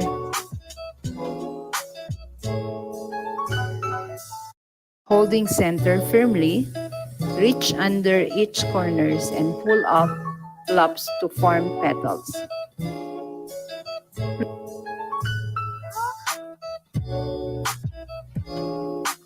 Reach between petals and pull flaps from underneath.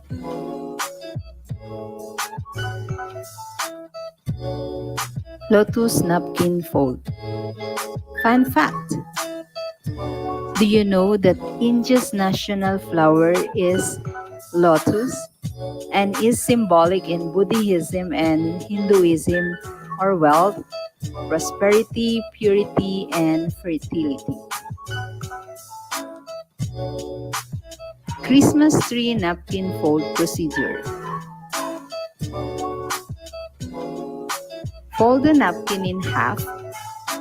Fold it in half again. Fold the napkin up one at a time.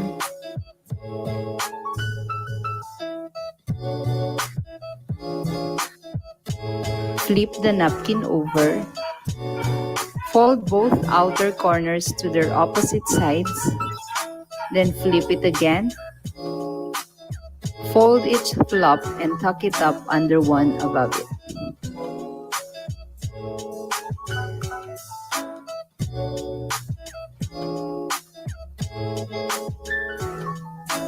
Christmas tree napkin fold. Fun fact: a tree of paradise was also used in old mystery plays to symbolize the Garden of Eden. Apples hung on it must be the origin of tree decorations during Christmas.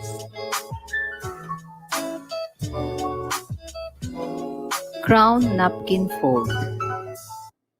Procedure: fold the napkin in half diagonally.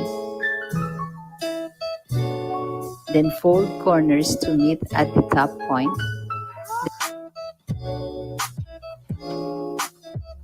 Then fold bottom point 2/3 way to top and fold back onto itself.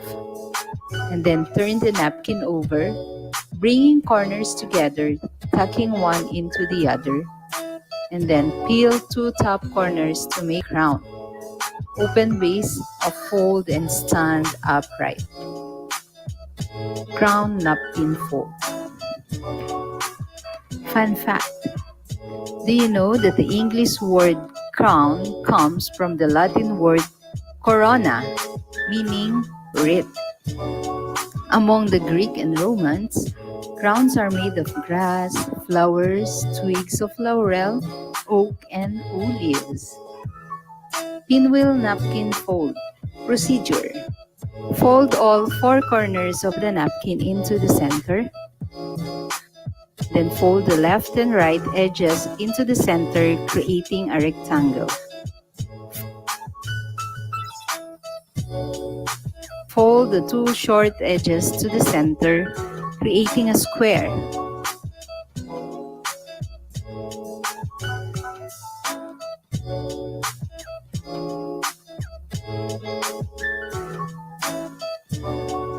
Take the bottom flaps and untuck one of the edges to make a point.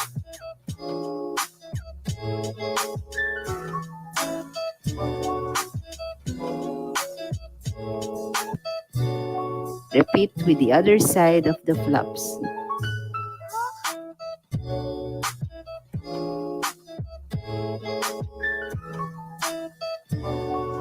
Pinwheel napkin fold. Fun fact: do you know that during the 19th century in the United States, any wind-driven toy held aloft by a running child was characterized as a whirligig, including pinwheels?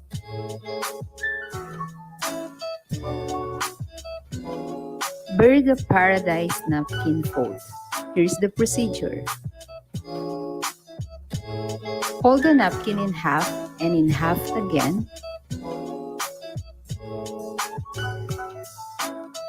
Then fold in half diagonally with points on the top and facing up. Then fold left and right sides down along center line, turning their extended points under. Fold in half on long dimension with edges facing out, then pull up points and arrange on a fabric surface.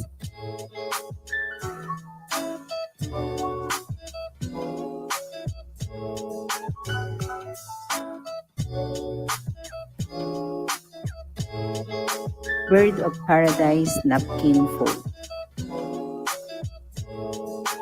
As the birds of paradise flowers blooms, each petal makes its debut and the resulting shape mirrors of a tropical bird in flight, like a flying bird. To view the napkin folding tutorial, you can check this Google site link.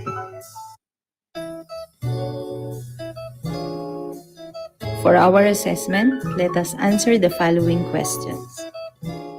Number 1.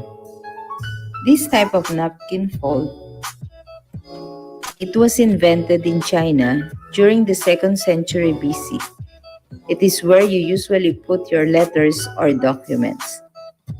For number 2, it came from the Latin word corona, meaning wreath. It is mostly worn by kings, queens, prince, and princesses. Number 3, these were used in the old days to tell the time of the night. Number 4, it is also known as Tree of Paradise. It was used in old mystery plays to symbolize the Garden of Eden. Number 5, as the flower blooms, each petal makes its debut and the resulting shape mirrors that of a tropical bird in flight. Let us reveal the answer. For question number 1, the answer is envelope. Number 2, crown. Number 3, candle. Number 4, Christmas tree. And number 5, birds of paradise. Congratulations for a job well done. For your performance task for this session, each student must be able to submit origamis of 5 napkin style using any available paper materials at home. Your final task will be graded using the following rubric. Completeness, 5 points. Student must be able to pass 5 napkin folds. Resourcefulness, 5 points. Students must be able to use any available materials at home. Accuracy, 5 points. Students must be able to follow the appropriate steps in napkin fold. And for finished product, 5 points. Students must be able to submit a napkin fold with an eye-appealing outputs. Overall score, 20 points. Thank you for watching. Keep safe and stay at home.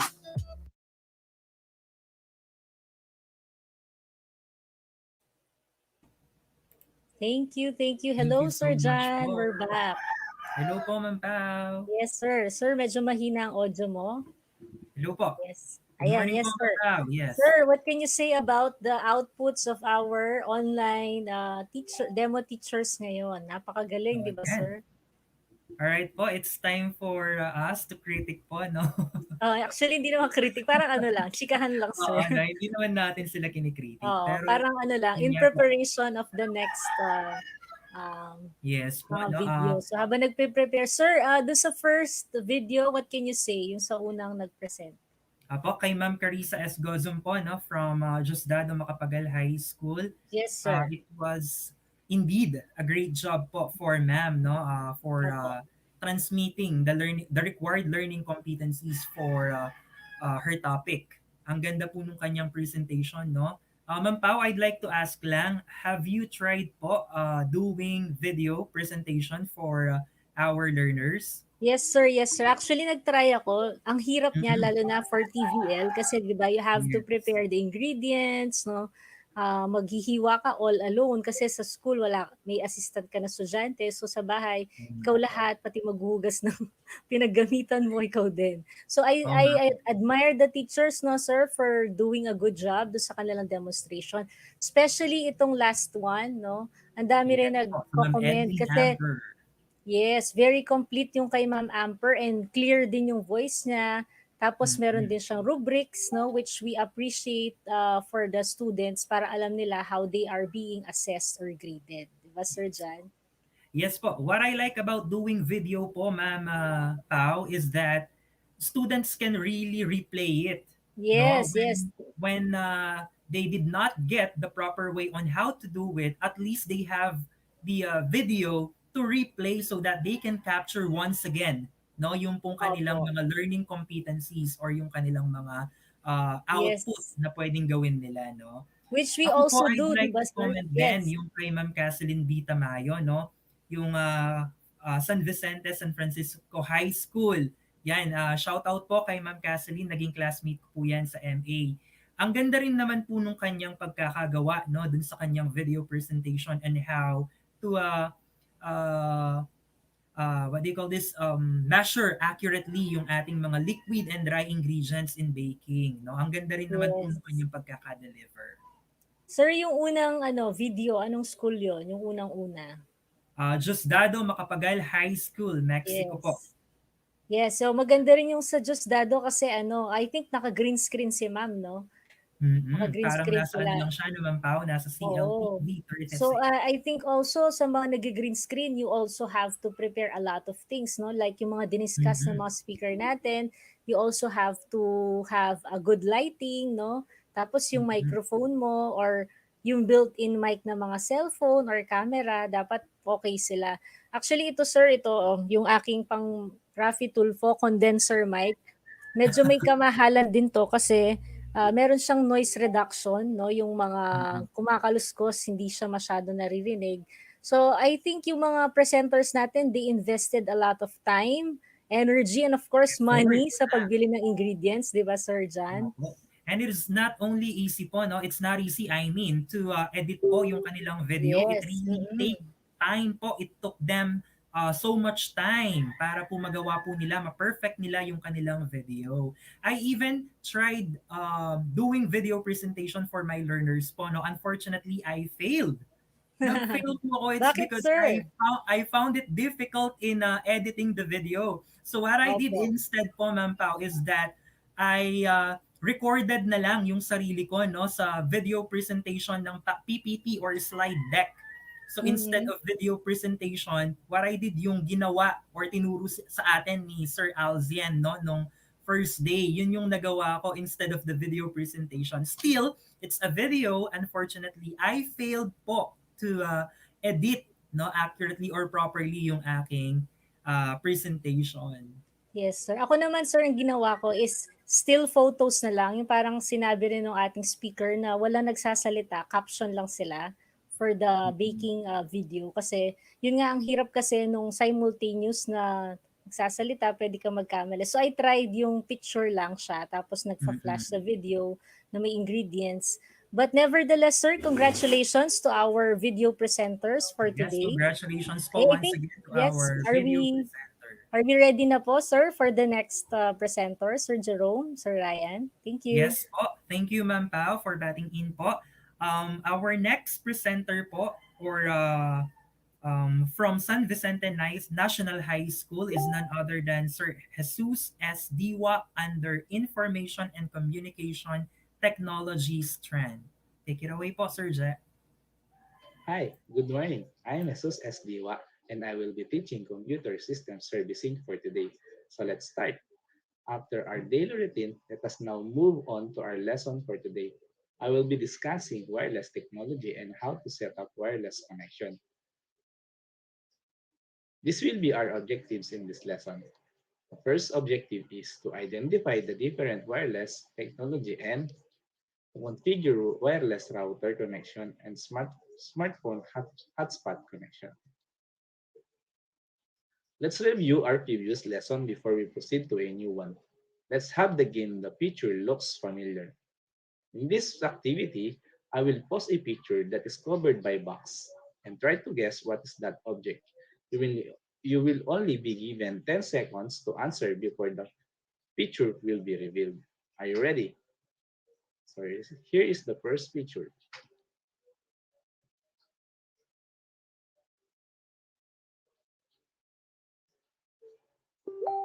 Okay, very good. The first feature is a router. Let's proceed to the second feature.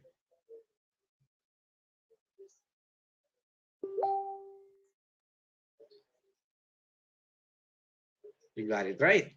The second feature is a switch. Next.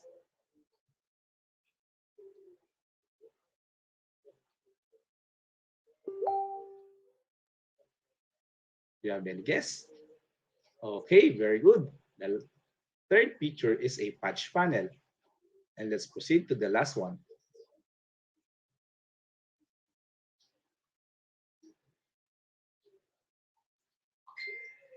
Okay, nice. The last feature is a modular box. As you got all these items correctly, I am more than sure now that you have learned a lot during our previous discussion. So let's now proceed to our lesson proper. But before we proceed with our lesson proper, let's have another activity. The title of this activity is Panahon ko to, ang technology sa buhay ko. In this activity, I will show you a pictures one at a time, followed by a word puzzle. Then you are going to guess or identify what is that picture particularly pertaining to. So let's start. And the first picture is, do you have any clue or any idea? Very good. The first picture is a TV remote control. Let's proceed to the second one. Second picture is a Bluetooth. Very good. The second picture is a Bluetooth. And the last one is, very good. The last one is a Wi-Fi. Now, upon seeing those pictures, let me ask you, have you ever tried to experience using those different technologies? Did you remember when and how did you utilize such? Do you know that you've been using those technology most of the time in your everyday life? You use them when you are sending files or communicating with others through the use of wireless technology. You are also utilizing such when you are using a remote TV or remote control car. So for today, I'm going to discuss to you what are the different types of wireless technology and what makes each differ from one another. I will also teach you on how to set up a wireless connection using different devices such as your cell phone and router. Our topic for today is a continuation of our last topic. We will study the different types of wireless communication. This will also allow you to fully understand the concept behind it. Also, I will teach you on how to set up a router and even how to set up your cell phone as a hotspot device. First and foremost, let us define what is a wireless communication. When we say wireless communication, it is the transfer of information between two or more points that do not use an electrical conductor as a medium by which to perform the transfer. The most common wireless technology use radio waves. When we say wireless connection, it doesn't have a physical cable to connect any devices. So let's proceed. Let us compare electricity versus wireless. If we're going to compare the electricity to the wireless technology, the electricity travels through wires inside the wall to the outlets and switches all over your house. And it comes from high voltage transmission lines such as transformers. While wireless technology refers to the technology that allows to communicate without using cables or wires. Wireless technology includes RF and IR waves. RF and IR stands for radio frequency and infrared respectively. The most common wireless technologies uses radio waves. What are the different common type of wireless technology that you are using? Most of you already, most of you know every day you use wireless technology. So let's study what are the different or common types of wireless technology. The first one is infrared. Second is the Bluetooth. And the last one is the Wi-Fi. What makes them differ to each other? The first type of wireless technology is the infrared. It is the most common type of wireless technology. It is the main technology used in home remote controls is infrared. It uses RI lights. The signal between a remote control handset and the device control consists of pulses of infrared light, which is invisible to the human eye, but can be seen using a digital camera or a video camera. The transmitter in the remote control handset sends out a stream of pulses of infrared light when the user presses a button on the handset.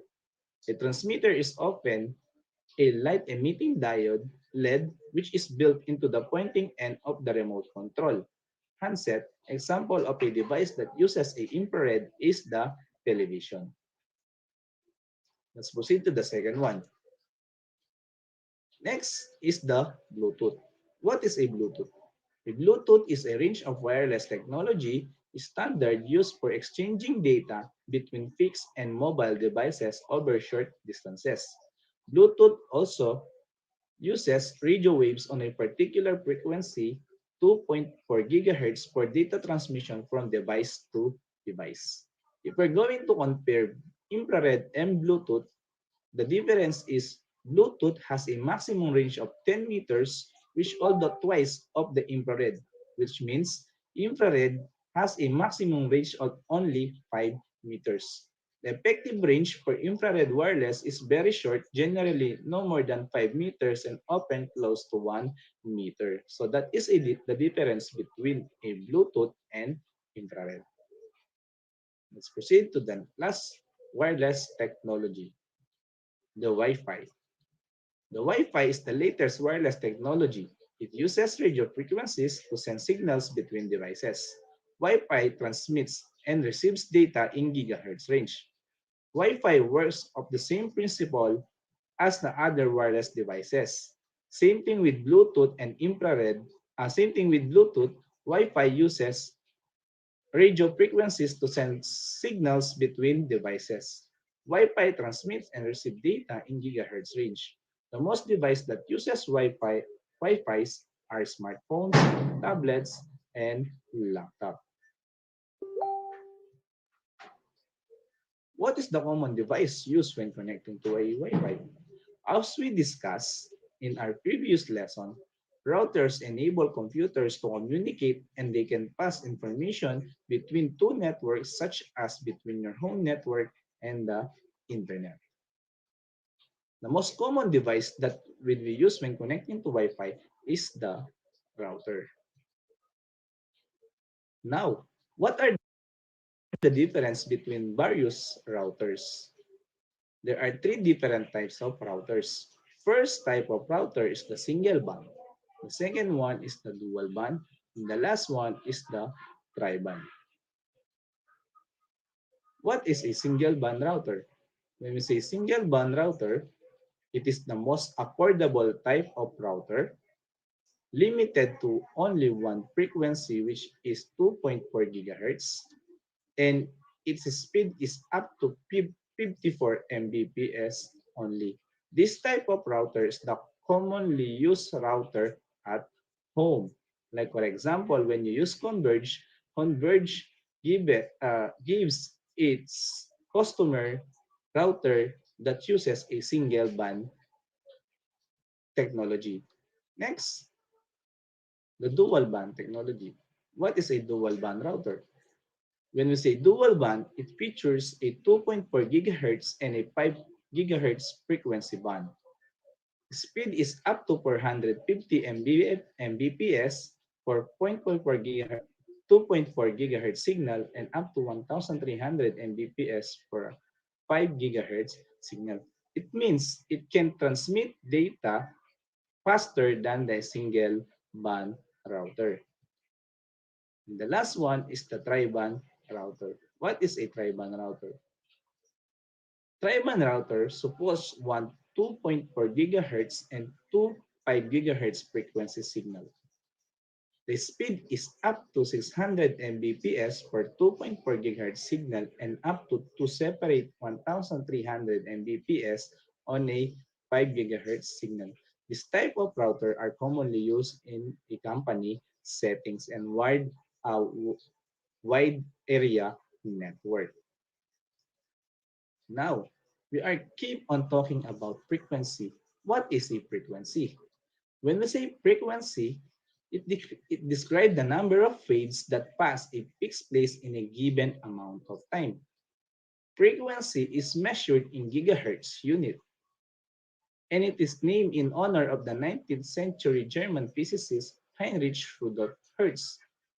Now, if you are going to ask me which is more faster, the wireless technology or the one that uses a cable, as much as I am concerned, the cable, the connection that uses a cable are much faster than wireless. Why? Because the signals in the cable transfers transfers or travels using the speed of light.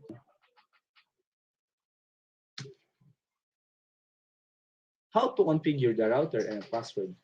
Now, with the use of ICT, I will teach you on how to configure a router by changing the Wi-Fi name and the Wi-Fi password. Also, I will teach you on how to share your data connection in your CP by configuring your hotspot. This is, this is These are the steps on how to change the wireless network name of your router and also the password. First step is be sure you are connected to the router. In our example here, I am connected to the router. The name of the router is TP-Link underscore E83BC6. The next step is type CMD on your search bar. After opening the CMD, type the command ipconfig. And then after typing ipconfig, press enter.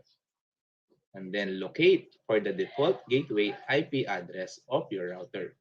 In our example here, the default gateway of our router is 192.168.1.1. After determining the default gateway IP address of the router, open a browser. You can use any browser. And then in my example here, I'm using Google Chrome. And then type the default gateway IP address of your router. In our example, the default gateway is 192.168.1. Then just press enter. And then after typing the IP address, you will redirect to the home page of your router. You will prompt to enter the username and password of your router. The default username and password of the router is most of the time admin. If you don't know what is the username and password of a router, you can see it under the manual of your router, which is provided by the manufacturer. After typing the username and password, just click login. There you have it. You can access now your router and you can configure it. In configuring the router, you must click the interface setup and then click wireless. After clicking wireless, look for the SSID. So the default SSID of your router is the model name. In our example here, the default name or SSID is TP-Link E83BC6. So let's change it into your desired SSID or wireless network name. So in our example, we will name it sample router. Then next, under the authentication type, just click WPA2 as PSK. And then locate for the pre-shared key. Pre-shared key is tantamount to your password. So we will change the password of your router. How to make a strong password? Remember, when you are creating a password, it must be a combination of a letter, number, and special character. So in our example here, we're going to type @ and then the word ADMI, then capital Q, and then number 1, 2, 3, 4, 5, and then exclamation point. Then after typing your desired password, just click save. After saving that, close your browser. And then you connect to your router. And then now let's locate for the router. Here it is, the sample router. Click connect and then input our password. Our password is @DMINQ12345 exclamation point. Then wait for the router until it is connected.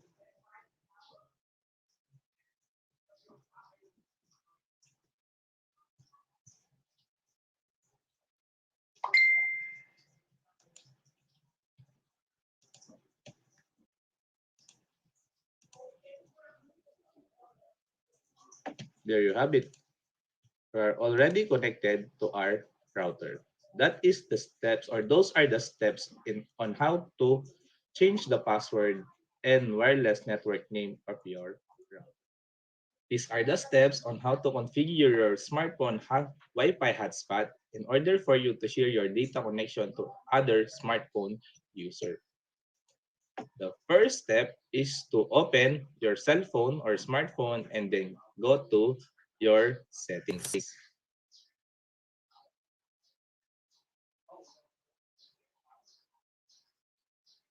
Then locate for the wireless and networks.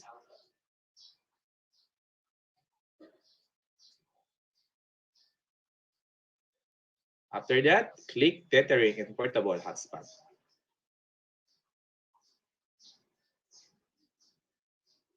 Then click portable Wi-Fi hotspot in order for you to see the configuration of your Wi-Fi hotspot. Then click configure Wi-Fi hotspot.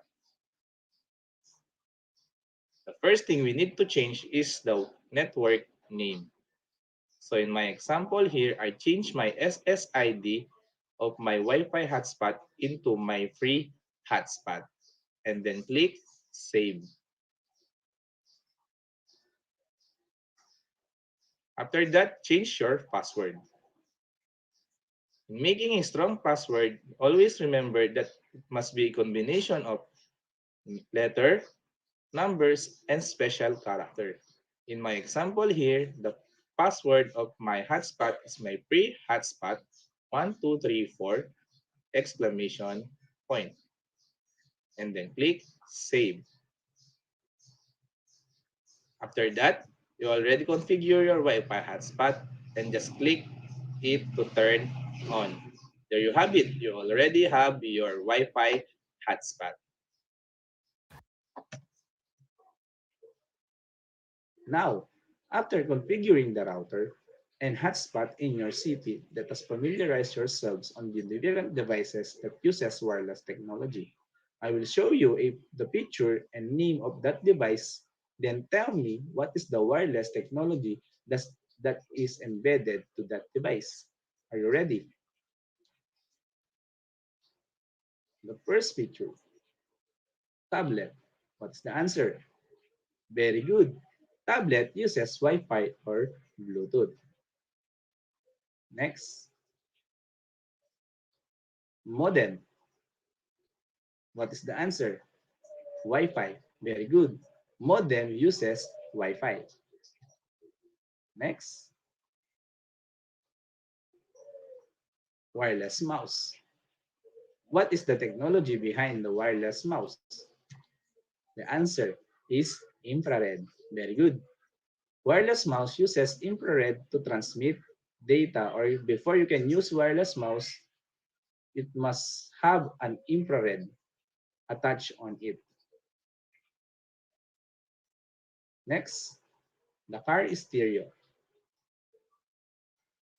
The answer is Bluetooth. Yes, the car stereo in the different cars uses Bluetooth technology to connect your different devices in the car stereo.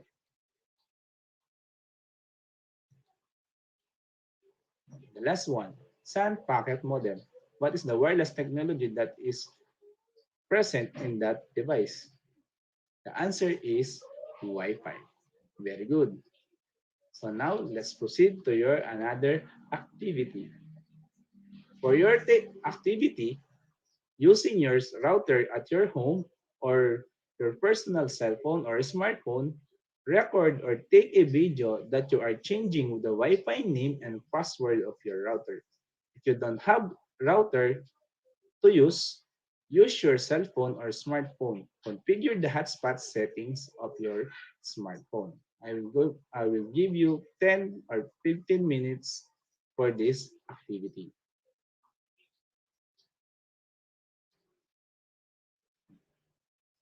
All right, you already configured your router and hotspot. For your assignment, make a video using your smartphone.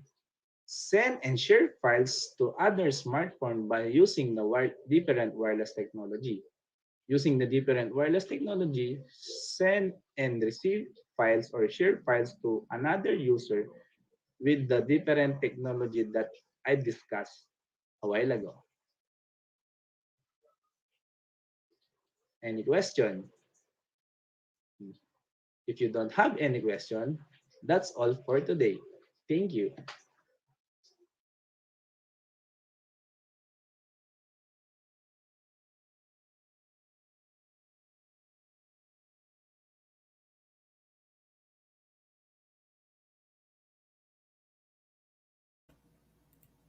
Alright, thank you so much po, Sir Jesus S. Diwa of San Vicente National High School. Our next presenter po will be Sir Adrian M. Liabes of Potrero National High School. Go ahead po, Sir Je. Good afternoon. My name is Adrian M. Leabres, handling TVL ICT department. As for my first class observation, I would like to inform all of you that I handpicked this topic because it resembles the interests of young grade 11 CSS students. The difficulty of the skill applied is somehow the beginner level, and the learners can easily adjust to understand and learn the process of installing Microsoft Office.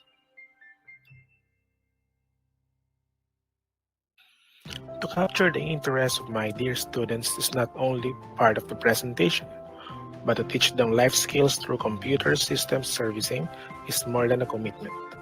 Without further ado, let us proceed to my video lesson for the class observation number 1.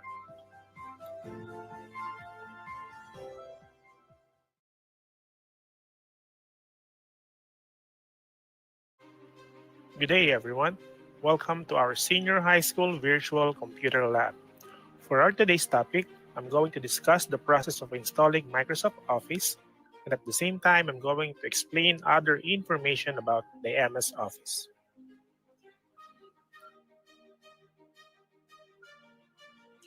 Before we proceed to our main discussion, let us identify the logo of different MS Office products. Second is give example of products of MS Office. And third is recognize the advantage of learning the installation of MS Office.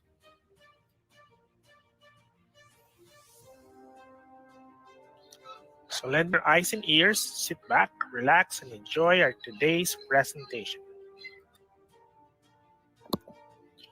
Let's have a quick review of our last topic. What is the name of operating system that we previously talked about?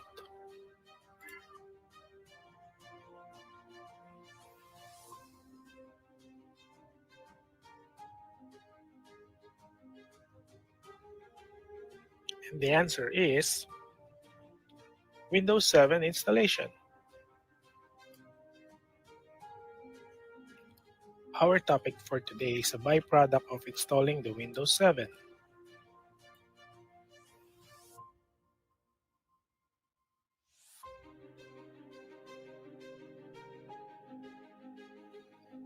Are you familiar with these logos?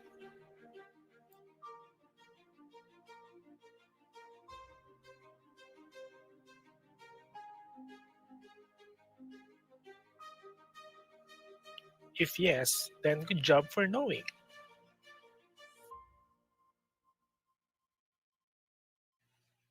If no, then today is the perfect time to learn.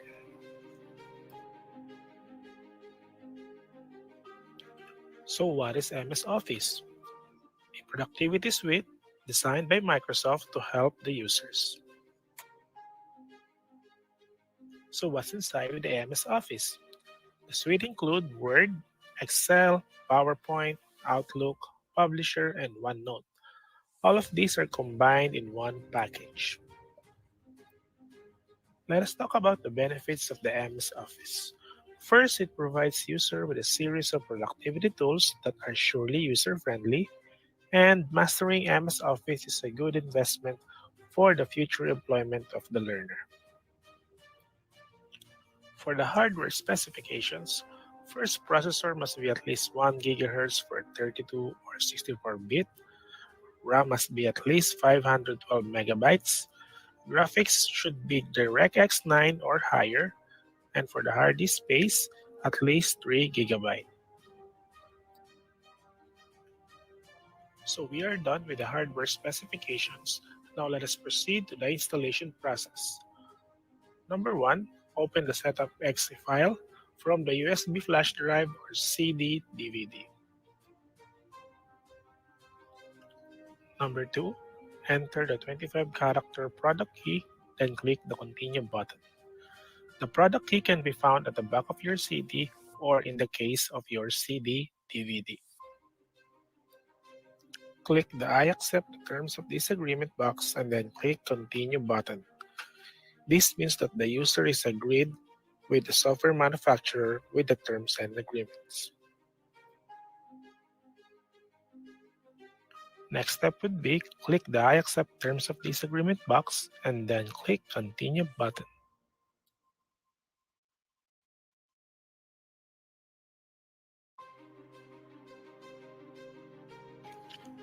Number 4, choose the installation.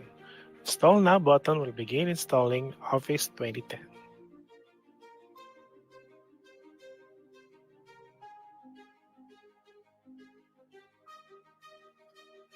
Number 5, wait for the Office 2010 to finish installing files.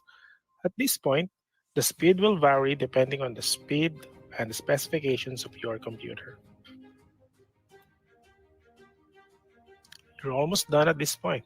Now, click the close button and restart your desktop or laptop.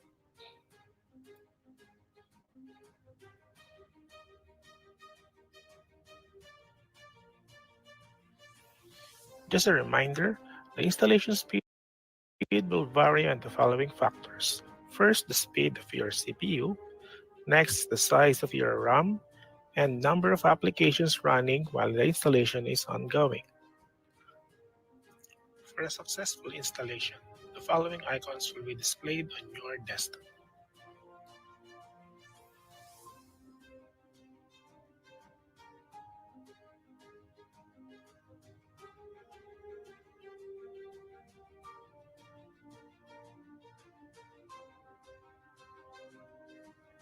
On this video, I'm going to show you the actual installation process using the step-by-step procedure. So stay for a while and make yourself comfortable.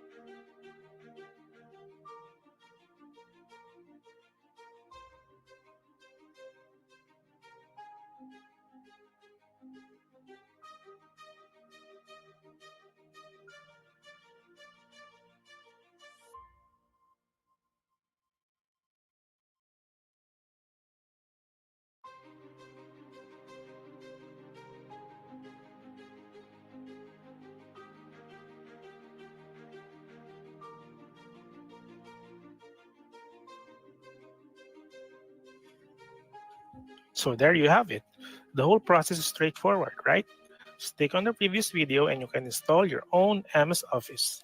You can apply this skill either for your own personal consumption or you can do it for your friends and family members to provide computer service.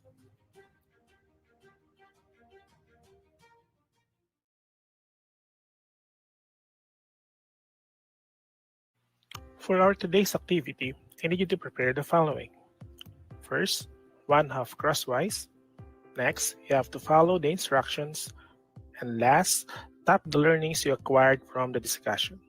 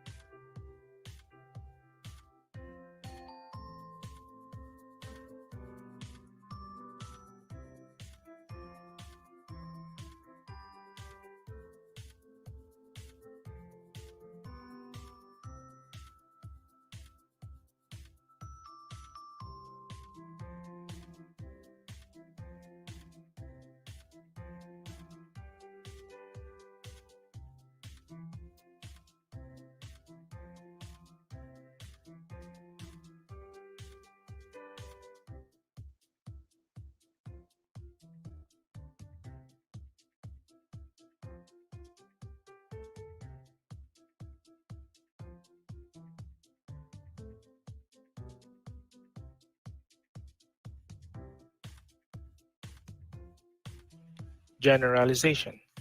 The student should not only be able to identify the different logos of MS Office, they must memorize the installation process of the software itself by heart. Installation process is the most basic skill that can further launch the learner's desire and imagination on embracing the ever-changing field of ICT.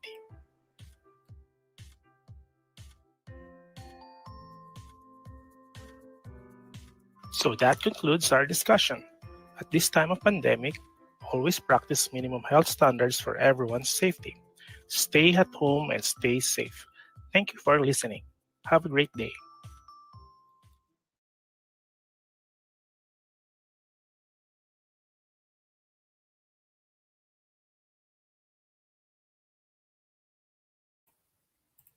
Alright po, no? Thank you so much po to Sir Adrian Liabres of Potrero National High School. Our next presenter po is Mr. Tirso Vinuya of Justino Sevilla National High School. Happy morning, everyone. Or should I say, happy morning, people of the Orient. For this morning, I am going to discuss on how to reformat a computer. So, but before that, let us know first the reason why we must have to reformat the computer. Of course, computer doesn't start. It's either hindi gumagana yung computer natin o hindi siya makapag-start, so kailangan natin siyang i-reformat. Second, hard drive is full. So kapag puno na yung hard drive, so medyo nagahang na yung computer, so dapat kailangan nating i-reformat. Third, too many errors. So when you open your computer and then there's there's so many errors na lumilitaw upon using your computer, meaning there is a problem. So we must need to reformat our computer. Next, of course, if you want to upgrade your computer, we must format it also para hindi naman tayo naiiwan sa mga updated applications na meron na pwede nating i-enjoy, no?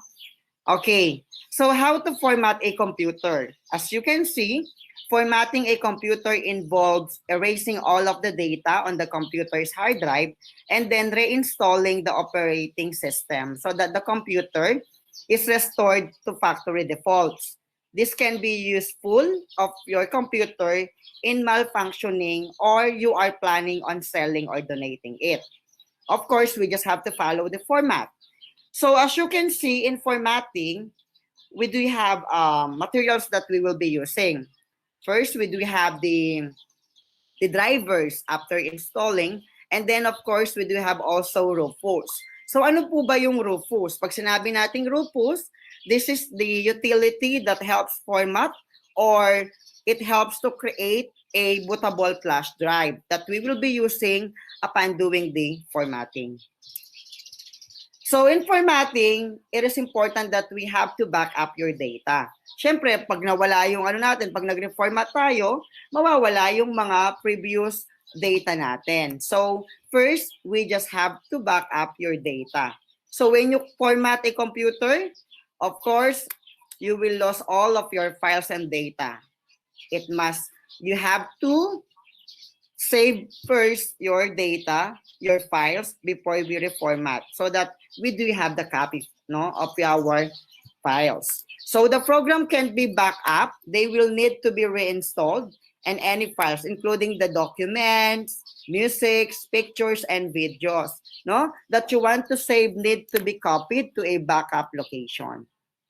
Aside from that, if you don't have an available bootable flash drive, you may use DVD, CD, external hard drive, flash drive, or the cloud, depending on how much data you have to back up. So, pwede naman natin gamitin yon. Next, so set your BIOS to boot from CD or what BIOS meaning basic input output system. To do this, we just have to restart the computer and enter the setup screen when the manufacturer logo appears.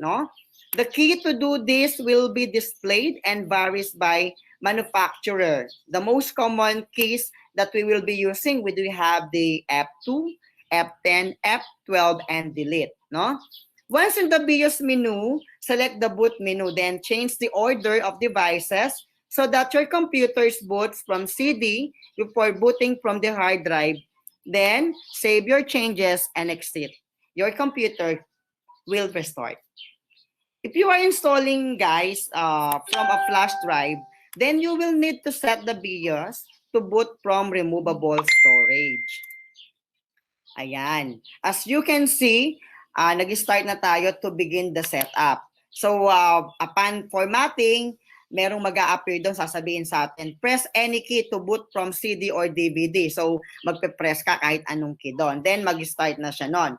And then, guys, if the CD has been inserted and the BIOS is set correctly, you will see a message telling you to press any key to boot from CD, as I've said a while back.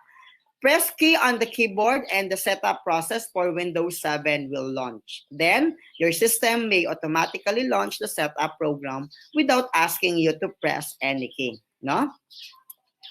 And then, upon press any key, you have to watch the window files load, After completion, the Windows 7 logo will appear. No files have been altered on your computer yet. Your data will be deleted in the latter steps. Next, of course, you have to choose your preferences. You will be prompted to confirm your language, time, currency format, and keyboard or input method. Select the appropriate option and you will click next. Upon using this one, you have to select the language that you are going to to use, the time, currency format, and keyboard input method. So next, so we have to click install now. So setup is starting. Always remember guys that do not click repair computer even if you are repairing a computer by reinstalling Windows. Once clicked, setup will begin loading the files it needs to continue. No? And then you have to read and accept the terms. So you have to read and accept the terms. In order to advance, you must indicate that you have read and agreed to Microsoft terms of use, no? Be sure to read through it so that you know your rights and limitation as user. Siyempre, kailangan, we just have to follow the format, we just have to follow the instruction upon formatting. Kasi, once na nagkamali tayo, babalik tayo dun sa una. Okay, so we will be dealing to this partition and you have it, rest assured na naka-unallocated space muna sila, no? This will allow you to perform a clean installation. Formatting the computer means wiping it of all the data that is on it. So you will be performing a clean installation so that you will be given the option to erase the disk, no? Ayun, sabi nga, you have to performing a clean installation so that you will be given the option to erase the disk. All right. Upon deleting the partition, a window will open asking where you would like to install Windows. In order to perform a clean install, you need to delete the old partition and start with a clean state. Click drive option, the advanced, and this will give you the ability to delete and create partitions. So, like for example, during our CSS training, we encountered that we have to follow the instruction of the assessor. It's up to them kung ilang partition ang gagawin natin, no? And then select the partition of your existing computer system and click the delete button. If your hard drive, no, guys, has multiple partitions, be sure to delete the correct one. Any data on a deleted partition is lost for good. Then confirm the deletion process. Next, we do have to select the unallocated space and click next. So kapag unallocated na siya, there is no need to create a partition before you install Windows 7. This is done automatically. Wait, while Windows install files, no, the percentage next to expanding Windows files will steadily increase. This part of process can take up to 30 minutes, no? First, Windows will automatically restart your computer when finished. So kapag natapos na siya, nag-automatic naman yung computer, no? Then setup will launch again and a message will tell you that setup is updating registry setting. Setup will then configure your computer services. This happens every time you start Windows, but will happen in the background next time.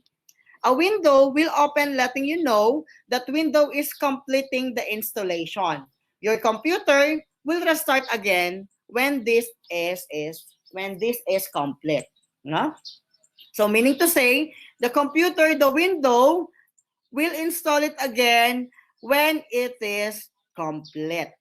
Again, a window will open letting you know that the Windows is completing the installation. Your computer will restart again when this is complete. Then another thing, setup will now load drivers and check video settings. This part does not require any input from you. Of course, let's say sinabi sa atin yung assessor, you have to enter your name and computer name. So you have to, let's say example, JSHS. Your password, let's say your password here is JSHS_2020. So you have to retype your password, JSHS_2020. No, so your username will be used to log in to the computer and personalize your account. Your computer name is the name that your computer will display on the network. no? You can add more users later through the Windows 7 control panel. Windows will ask you for a password. This is optional but highly recommended, especially if the computer will be accessible by users other than yourself. If you'd rather not have a password, leave the field blank and click next. No? So, enter your product key. So, this is the 25-character key that came with your copy of Windows. Check the automatically activate Windows when I'm online to have Windows automatically verify your key the next time it is connected to the internet. Ayan. Select your Windows Update option. As you can see, we do have the three options. The first option is use recommended setting. The second one, install important updates only. And the other one is ask me later. Of course, you have to click the use recommended setting. Why? To make sure your copy of Windows runs securely and stably. It is highly recommended that you choose one of the first two options. The first option will install all updates automatically, and the second option will prompt you to the important updates are available. So guys, as you observe, you have to select your date and time.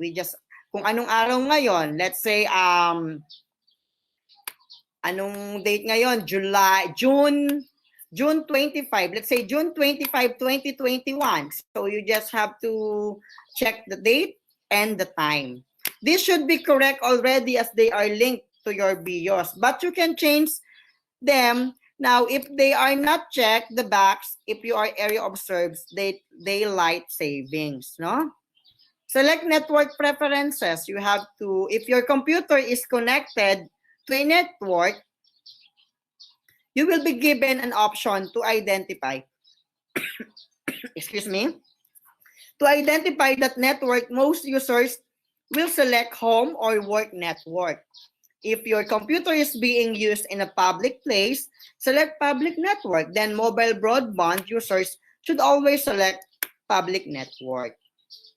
Windows will not attempt to connect your computer to the network. This process is completely automated. No? Again, this process is completely automated. Then as you observe, upon clicking the next page, you have to explore the desktop. No? After one final loading screen, your new Windows 7 desktop will appear. Then installation is now complete. Okay? As you observe, guys, no, upon using this application, we just have to inform, no, that upon using the application of this, we have to reformat. Then after you reformat, makikita natin na parang bago ulit yung computer natin. Ganun lang po siya ka-easy, no, guys? Ganun lang siya ka-easy gawin upon formatting our personal desktop. Always remember, it is important to reformat it, lalong-lalo na kung yung computer natin hindi na siya nag-start at full na yung hard drive and at the same time marami ng errors at kung gusto mo lang itong i-upgrade. No? No more questions? Okay, so I think that ends our discussion for this afternoon. Thank you for listening and God bless us all. Ingat po tayong lahat. Mabuhay po ang bawat isa sa atin. Thank you.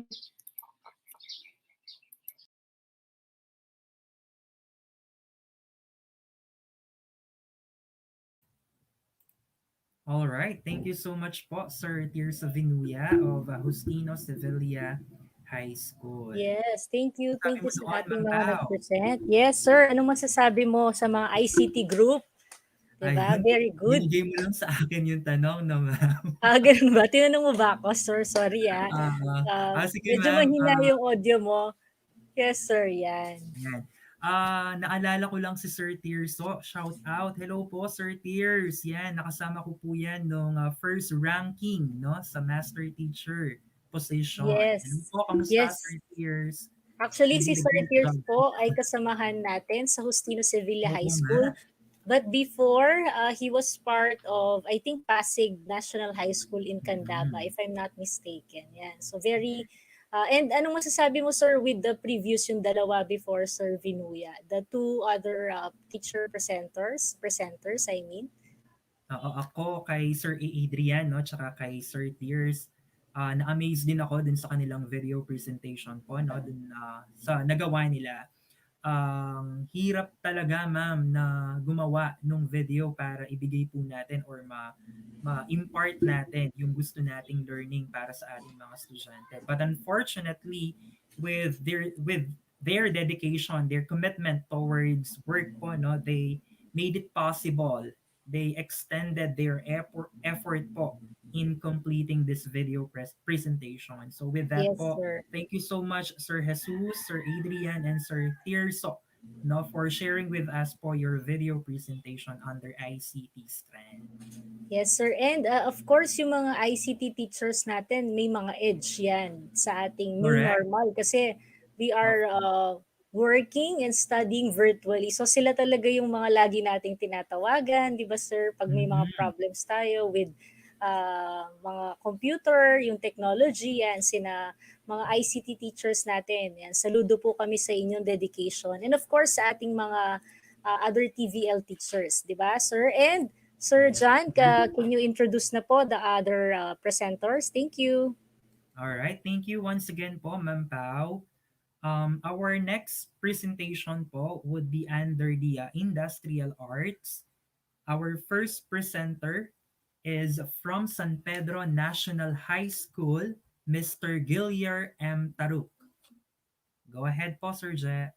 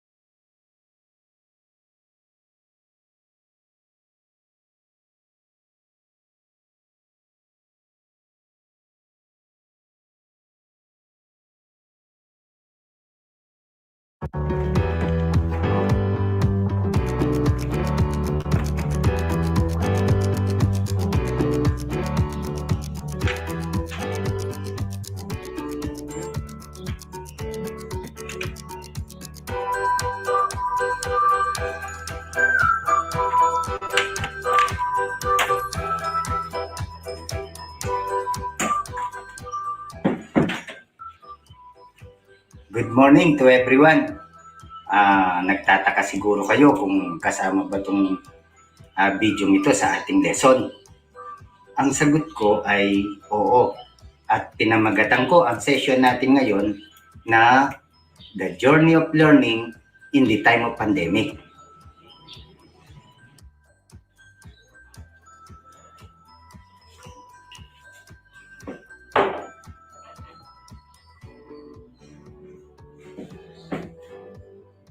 Na-attract ba kayo sa session natin ngayon? You know what's attractive? Yung effort na makikita nyo sa video ito. In this time of pandemic, alam naman natin na ibang-iba na ang learning. Lalo na ngayon na wala na tayong face-to-face.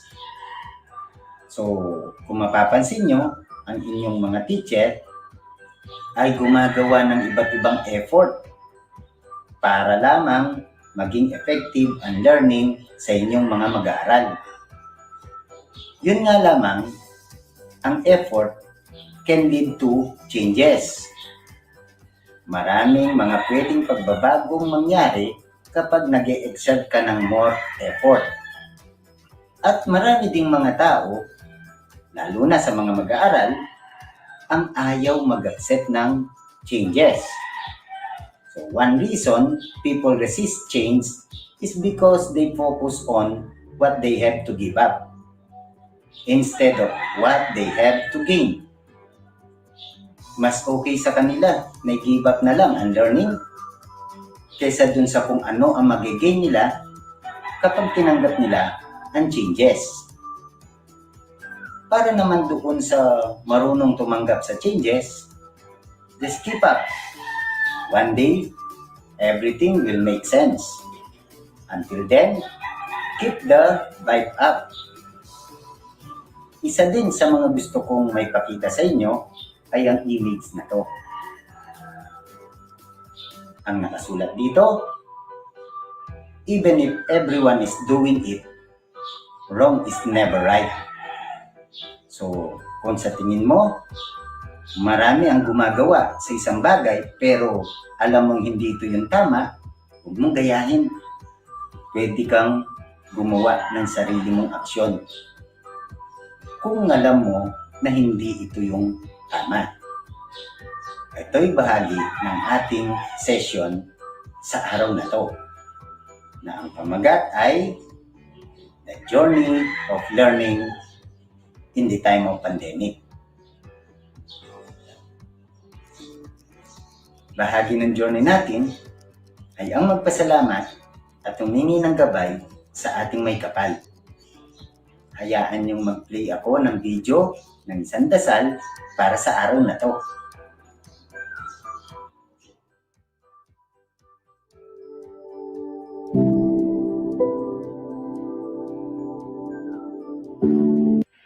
Dear Heavenly Father, thank you for giving us healthy body and sound mind.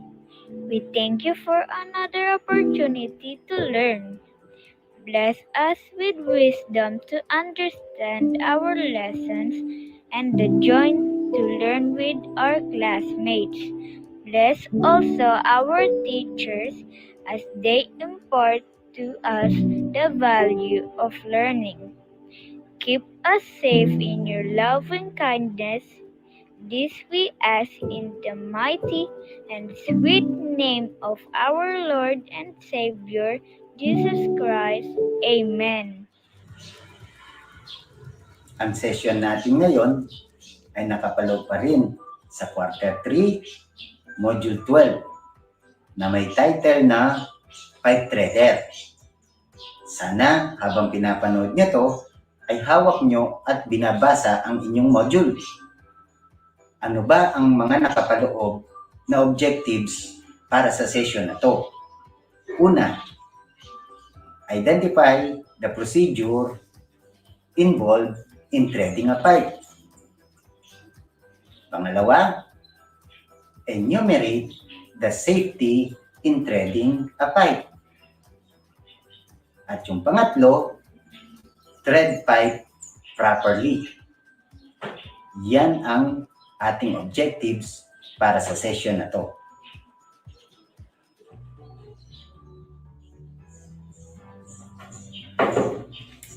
Students, ang session natin ngayon ay adventurous. Magbibiyahe tayo. May papasyalan tayo. Ang papasyalan natin ay ang workshop ni Sir Guillermo. Pupuntahan natin mismo siya sa kanyang workshop. So, para alam ko naman kung sino yung mga makakasama ko, may sinend akong Google link form sa ating GC. So, pakipila pa na lang ito. Ready na ba kayo sa ating biyahe?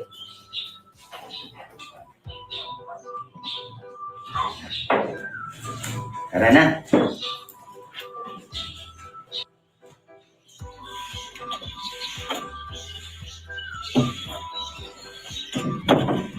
Tara, subukan natin pasyalan ang workshop ni Sir Guillermo. Samahan niyo ako.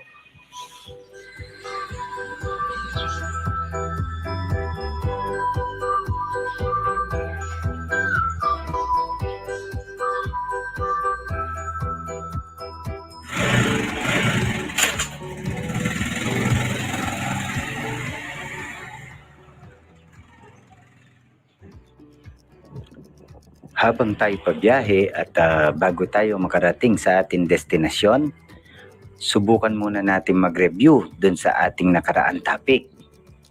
So sa bawat hinto ko ay magbibigay ako ng mga katanungan sa inyo. Subukan nyo tong sagutin.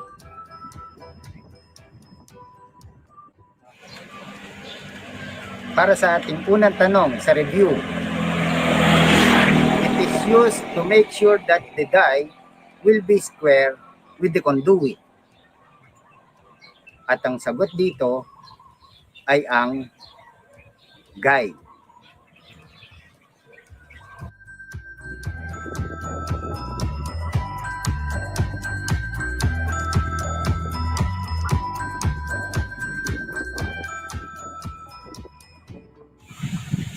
Para sa pangalawang tanong, it cuts an external thread in a cylindrical material such as a rod, which creates a male threaded piece that functions like a bolt. Ang sagot ay die.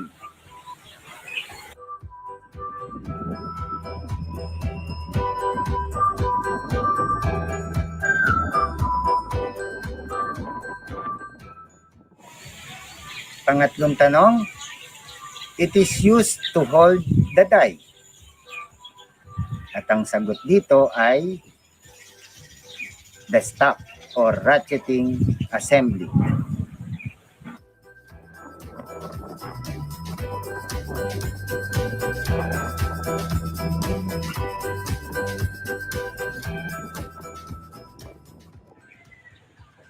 Para sa pang-apat na tanong, ibigay ang iba't ibang bahagi ng stop o ratcheting assembly.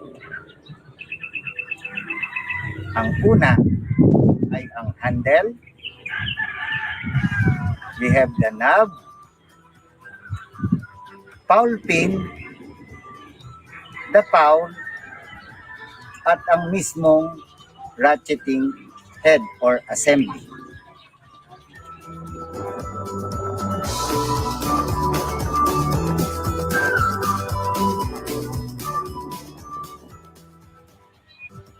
Para sa panlimang katanungan, ano naman ang bahagi ng ating die head? Una ay ang die. Pangalawa, cover plate. Pangatlo, cover plate screw. At pang-apat ay ang spring ring.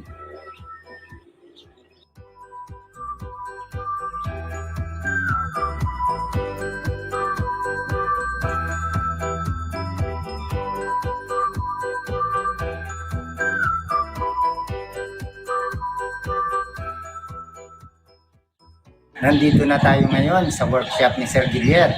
Hali kayo, samahan niyo ko, puntahan natin siya.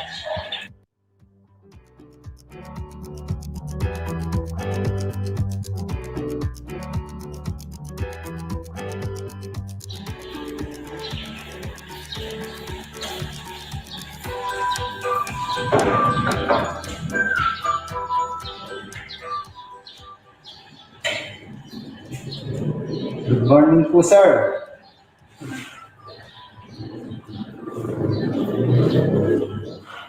Good morning, sir.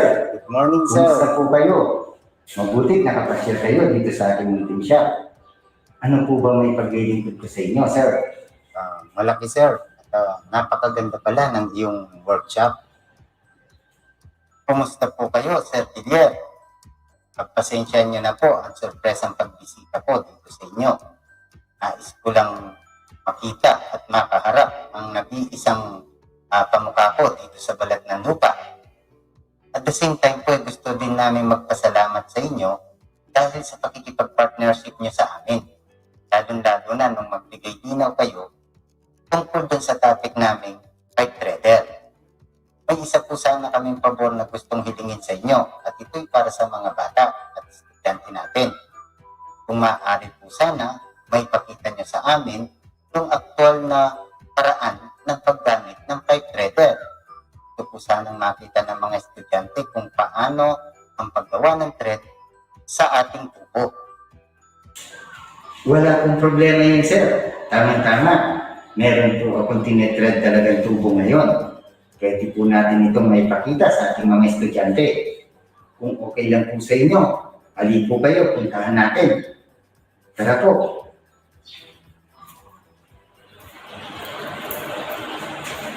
Ito po sir ang ating workplace area. At nandito ang tubo ng ating ititre. Pwede po natin itong may pakita sa ating mga estudyante. Kung maaari po sir, ay maupo muna kayo para hindi kayo madumihan ng ating ginagawa.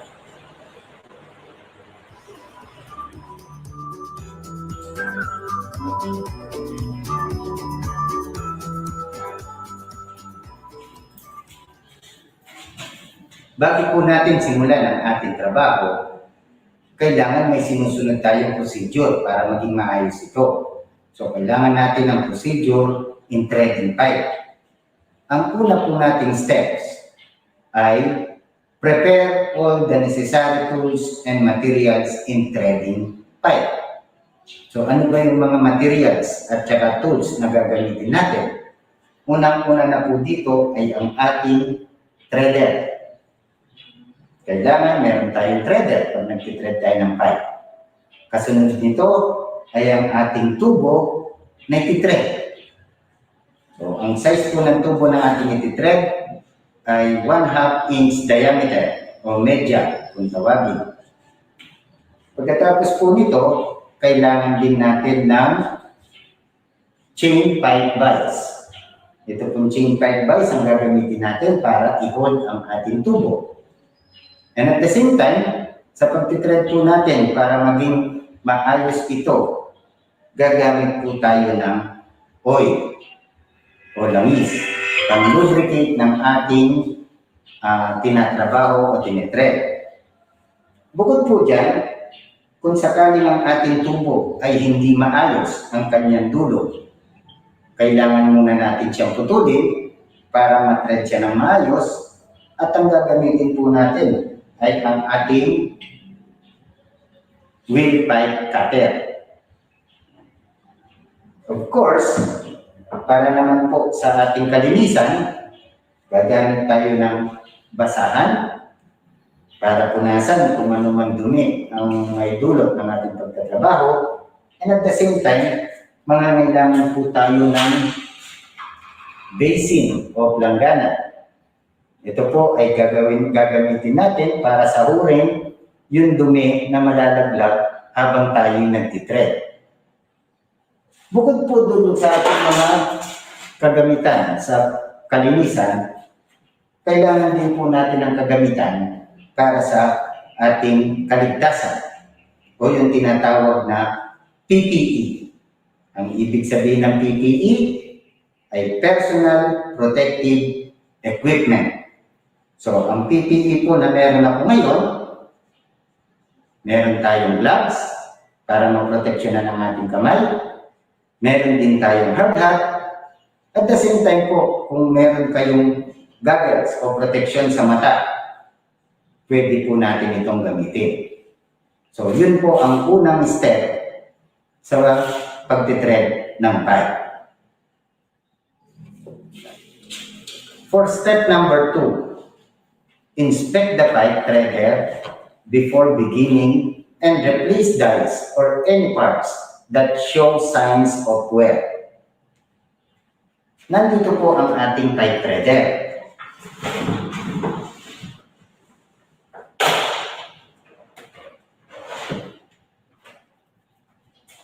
So since ang ating pipe threader ay bago, hindi ko na po i-inspekan pa ang ating mga die dahil hindi pa po sila talaga nagagamit. At the same time, bagong-bago po sila, matatalas po ang mga talim nito. So sure po tayo na hindi na kailangan palitan ng mga die dahil maayos sila. So yun po ang ating step number 2. For step number 3, mount the pipe firmly in the pipe vise by placing it in the vise and tightening until it is held tightly. So sa step number 3 po, kailangan ang ating tubo ay ipupwesto na sa ating chain pipe vise. So ang paglagay po nito, iniipit lamang siya sa ating chain pipe vise. At saka po natin ito hihipitan.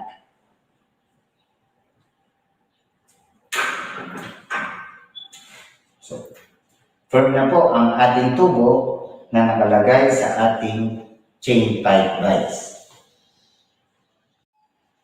For step number 4, cut the end of the pipe cleanly and squarely by using a pipe cutter. So, kailangan po natin putulin yung dulo, lalo na kung ang ating dulo ay pangit at hindi siya pwedeng lagyan ng thread. So, yun yung tinatawag na square cut o eskwalado. So, para ma-attain natin ang pagputol ng squarely, gagamit po tayo ng wheel pipe cutter. Ang simula po ng ating pagputol ay lalagyan natin ng marking.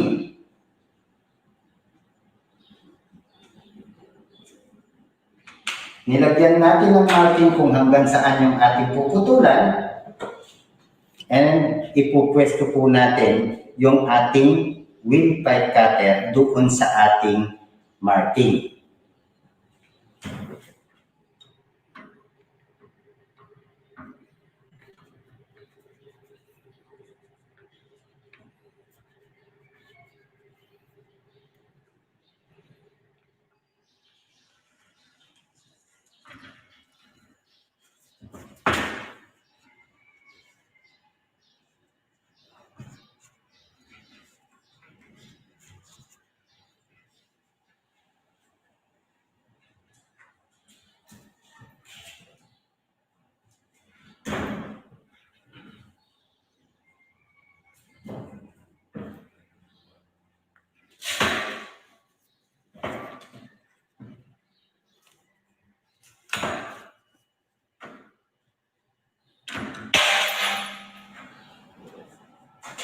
Yan po yung paraan kung paano putulin ang ating tubo gamit ang wheel pipe cutter.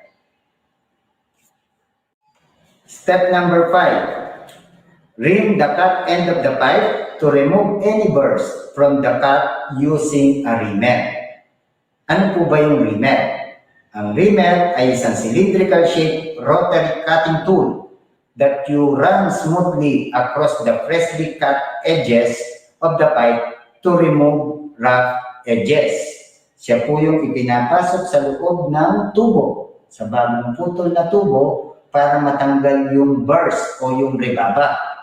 Kung sakali wala kayong reamer sa inyong mga bahay, pwede po tayong gumamit ng alternatibong kagamitan para dito. Gaya halimbawa ng plier. Ang paraan po ng paggamit ng plier bilang reamer, gagamitin natin ang unahang bahagi nito na ipapasok natin sa ating tubo.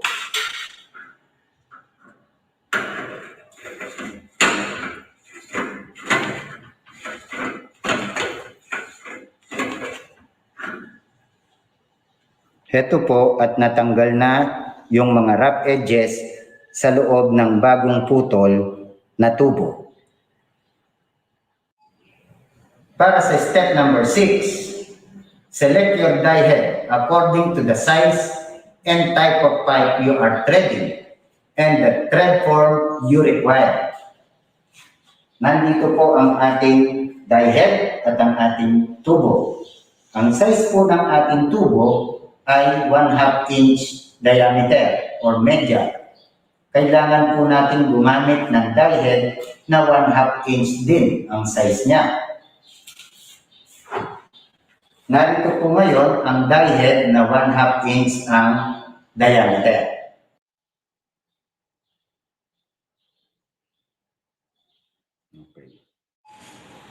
Para sa step number 7, place the die head on the stop or ratcheting assembly with a guide if necessary.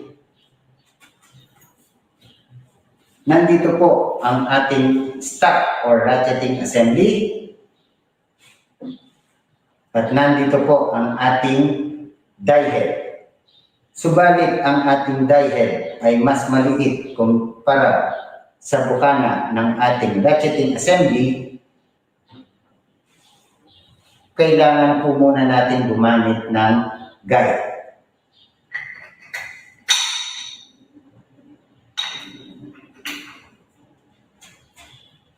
Ito po ang step number 7.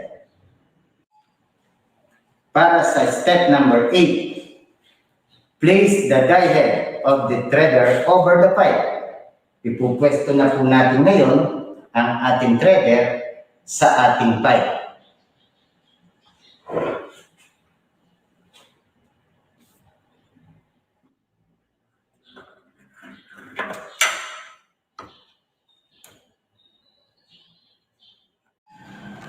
Para naman sa step number 9, press steadily on the front of the die head while simultaneously pushing the handle down to start the threading.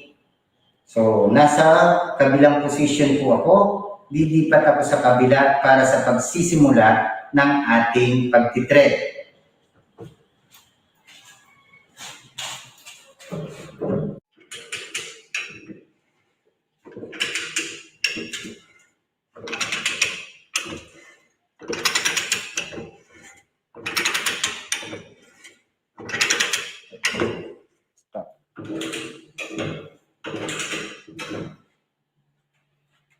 Para naman sa step number 10, apply threading oil generously.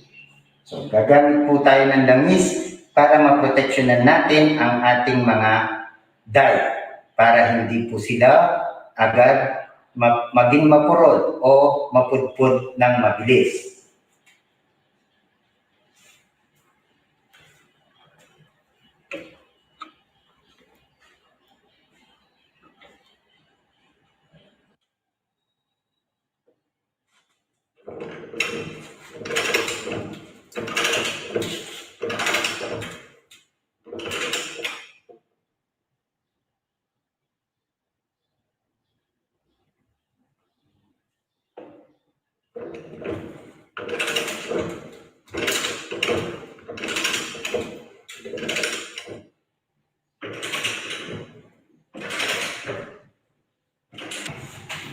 For step number 11, cease threading when the end of the threading die is flat against the end of the pipe.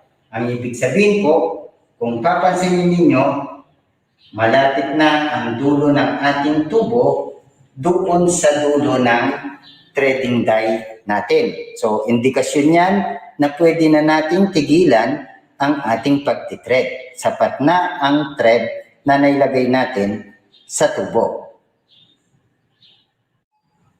Para naman sa step number 12, reverse the knob of the ratchet mechanism and turn the die head in the opposite direction.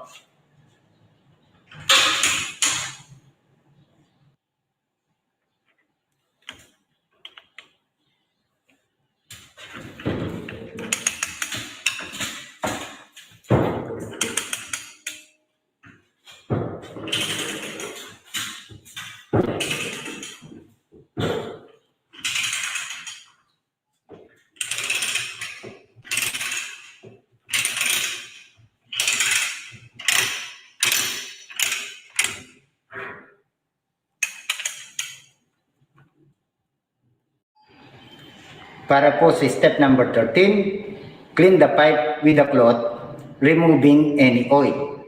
So kung papansinin po ninyo, may mga langis ang ating thread. Gagamit tayo ng basahan para tanggalin natin yung dumi at langis na nandun sa ating thread.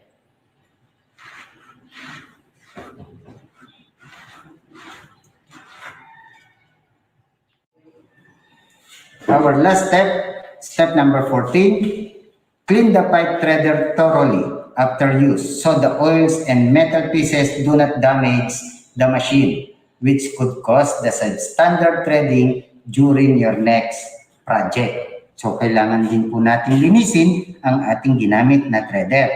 Simulan po natin sa die head.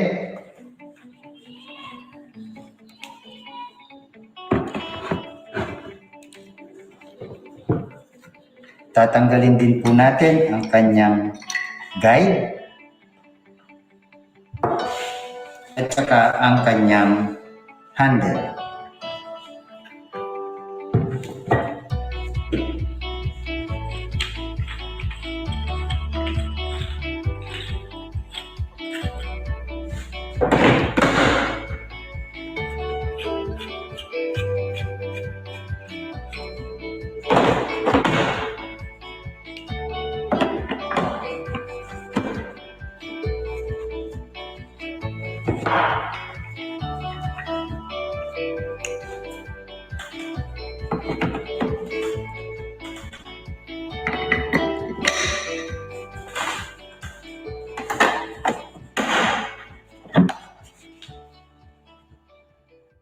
Napakagaling ng inyong naipamalas, sir. Kakasiguro ako na madali itong matutunan ng ating mga mag-aaral. Muli po, sir, nagpapasalamat kami at kami inyong napagbigyan sa aming hiling. Sigurado po na matutuwa ang ating mga mag-aaral. Walang anuman yun, sir. Kaya na nabanggit ko noon, anytime na kailangan nyo ang ating tulong, basta lumapit lang po kayo. As long na kaya po, ipoprovide ko po ito. Pero sir, kaya po sana ng dati, kung pwede, subukan din sana ng ating mga estudyante kung paano ang pagtitread ng tubo para naman po ma-practice nila kung paano ang kakayahan ito. So kung maaari po sana sir, maging performance task nila ito sa inyo. Sure sir, grado po magiging performance task yan ng ating mga EIM student. Hindi na ako magtatagal sir. Una na po ako. Maraming salamat po. Sige sir, maraming salamat din po sa inyong pagbisita. Ingat po sir.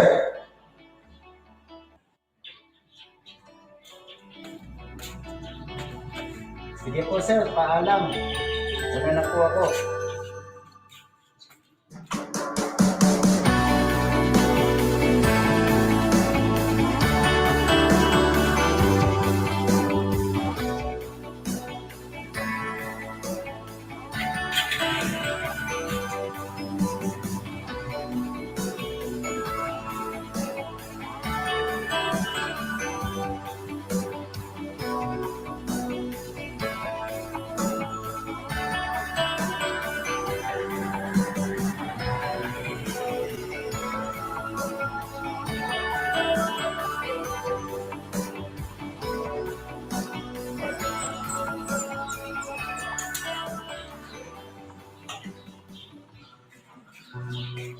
Guys, nandito na tayo kung saan tayo nagsimula.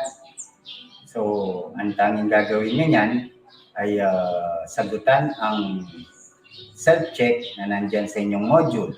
Ito yung self-check 12-2. At pagkatapos nito, ay i-perform ninyo ang task sheet na nakalagay dito. Yun yung challenge sa atin, Sir Juliet. Ito yung task sheet ng thread apply. Para malaman nyo kung paano ito iskoran, may nakakibat ditong rubrics doon sa inyong module at gamitin nyo itong basihan para mas maganda nyong magawa ang inyong mga performances. Again, ito na yung end ng journey natin para sa araw na to. So, good day and thank you very much.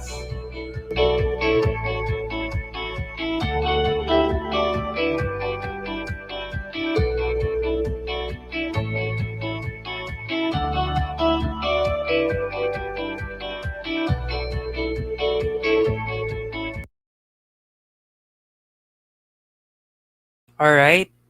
Salamat po, Sir Gilier M. Taruk of San Pedro National High School for the comprehensive video presentation po.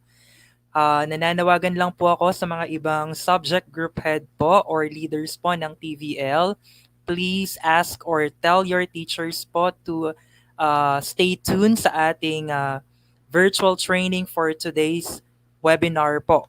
Currently, we only have 61 viewers po, no? So, paki-remind po yung ating mga teachers to please stay tuned para po sa ating last day na webinar.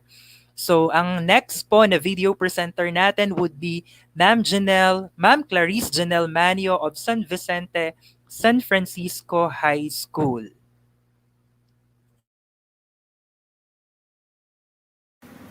Hi there! Good day, Francensians!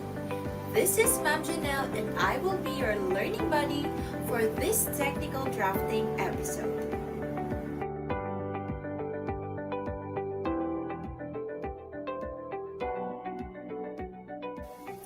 All you have to do is to sit and watch as I take you to this fun and informative learning journey. For the content standard, the learner demonstrates understanding of concepts and underlying principles in the preparation of drawings using computer-aided design or CAD. For the performance standard, the learner independently prepares drawings using computer-aided design or CAD based on established industry and/or job requirements. In this technical drafting episode, you will be able to identify the history and concept of CAD, launch the AutoCAD program in 3 ways, and identify the parts and features of AutoCAD.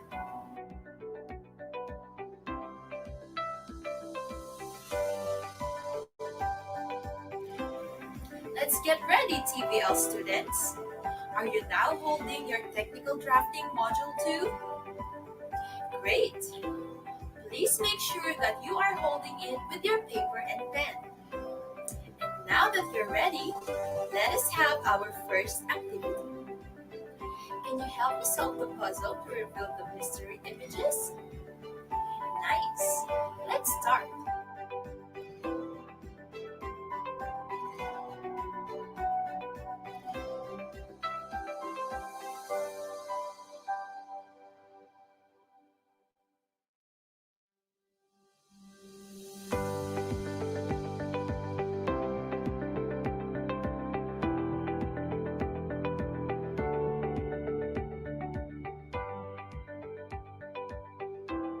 Good job! The first mystery image is the logo of the Microsoft PowerPoint.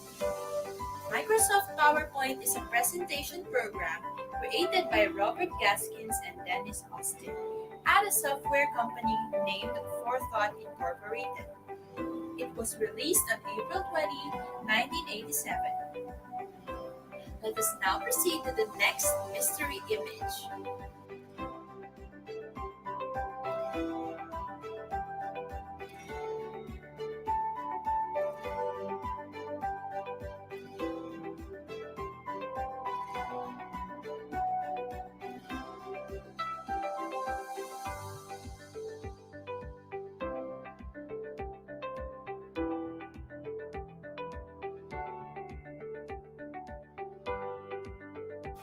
Well done! The second mystery image is the logo of the Microsoft Paint. Microsoft Paint is a simple raster graphic editor that has been included with all versions of Microsoft Office. For its simplicity and that is included with Windows, it rapidly became one of the most used applications in the early versions of Windows. Let us now have the third mystery image.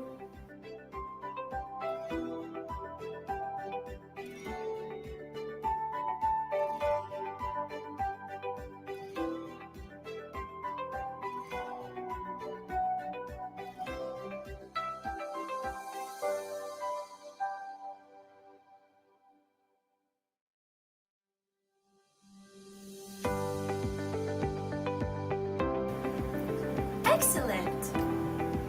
The third mystery image is the logo of Adobe Photoshop. Adobe Photoshop is a raster graphics editor developed and published by Adobe Incorporated for Windows and Mac OS. It was originally created in 1988 by Thomas and John Noble. Let us now have the fourth and final mystery image.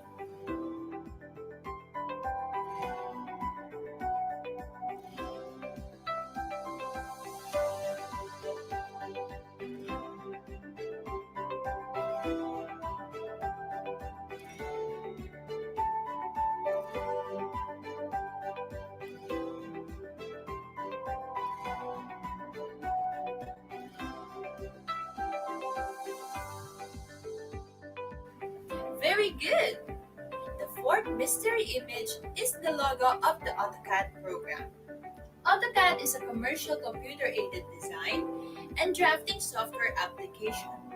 Developed and marketed by Autodesk, AutoCAD was first released in December 1982 as a desktop app running on microcomputers with internal graphics controllers. All of these are examples of computer programs that can be used to draw digitally. But for today, we will focus on AutoCAD.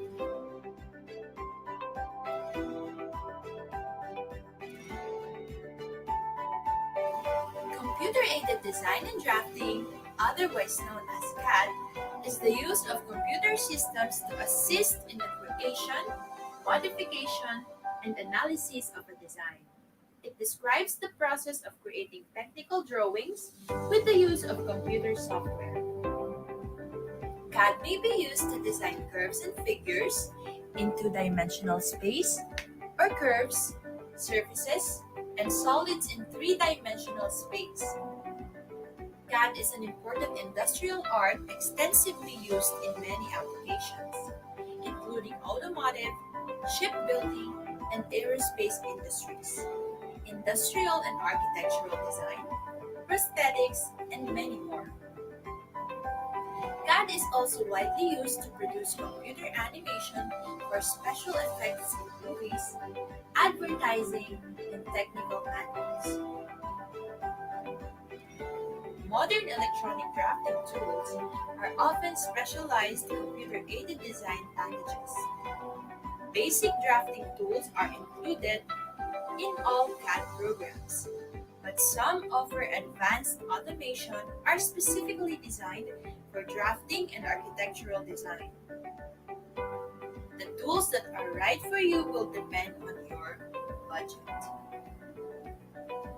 An AutoCAD is a commercial product made by Autodesk, with many versions, including one called AutoCAD Architecture. AutoCAD Architecture has purpose-built features specifically designed for architectural drafting. In addition to design tools for initial architectural conceptualization, it offers tools to make building renovations faster and easier. The productivity tools include those that reflect the actual design of walls and other structures. AutoCAD can maintain precise dimensional spacing among components such as walls, beams, columns, and doors. AutoCAD Architecture offers a library of pre-built components to help speed up and automate the design and construction process. There are several ways on launching the AutoCAD program, depending on the preferences and conditions you may want to begin. From the Start menu, click Start, Programs, Autodesk, AutoCAD from the Windows Program Manager.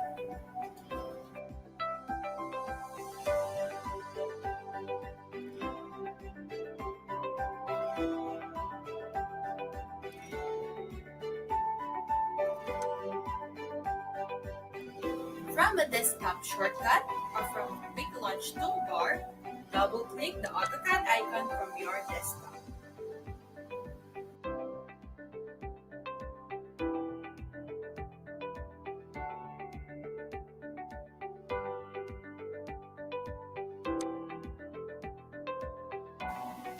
Third, by opening the drawing file. Double-click the drawing file icon inside the folder or in any location from your computer.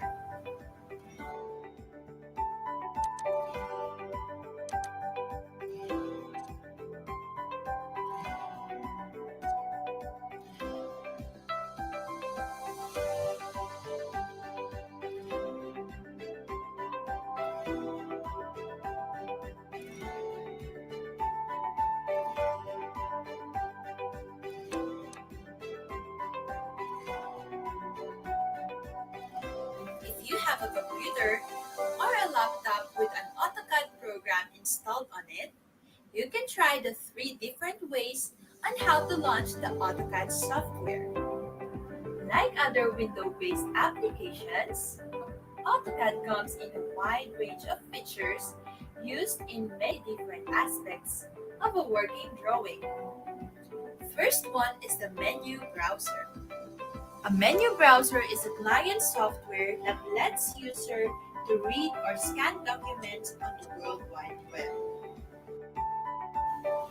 Next is the Quick Access Toolbar. A Quick Access Toolbar is located along the top of the application window, above or below the ribbon. and provides direct access to common or defined sets of commands like new, open, save, and plot.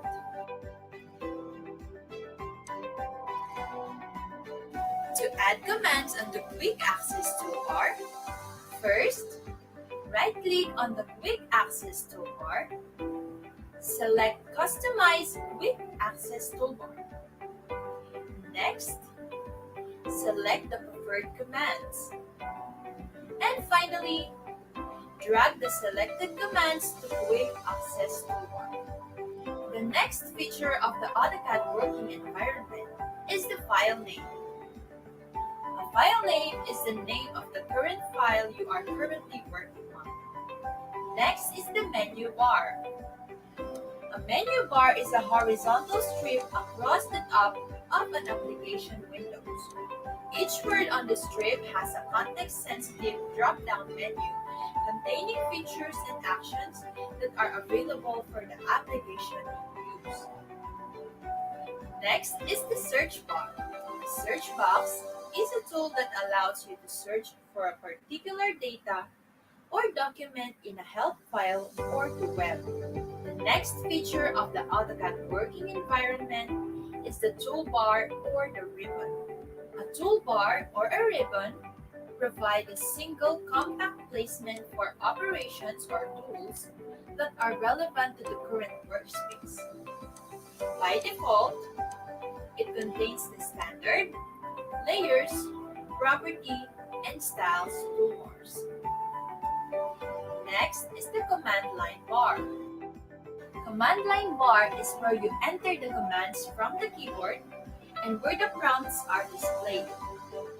It has a text area where all the previous commands are displayed. The next feature is the tray settings or the info bar. You can quickly search for a variety of information sources, access product updates and announcements, and save topics in the info center.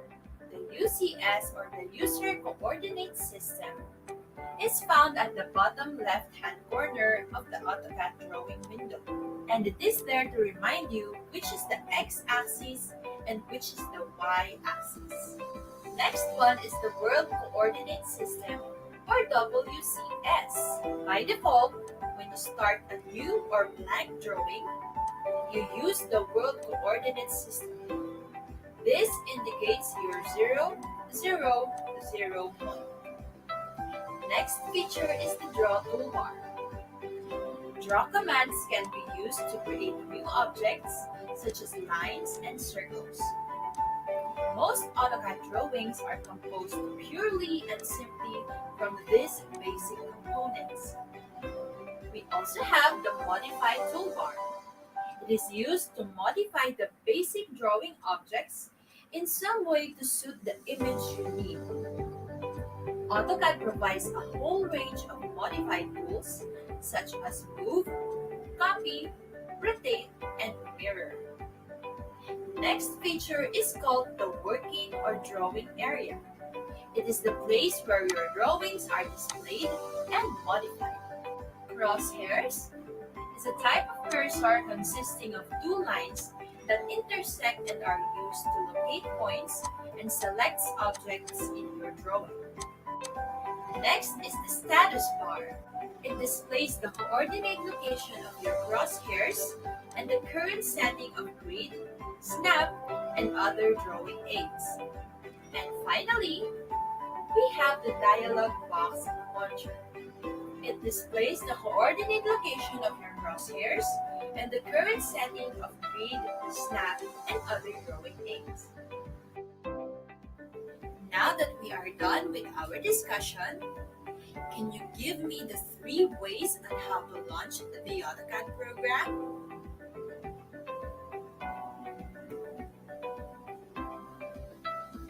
Excellent! We can launch the AutoCAD program for the start menu, desktop icon, or by opening a drawing file. And now, can you label the parts or the features of the AutoCAD working environment?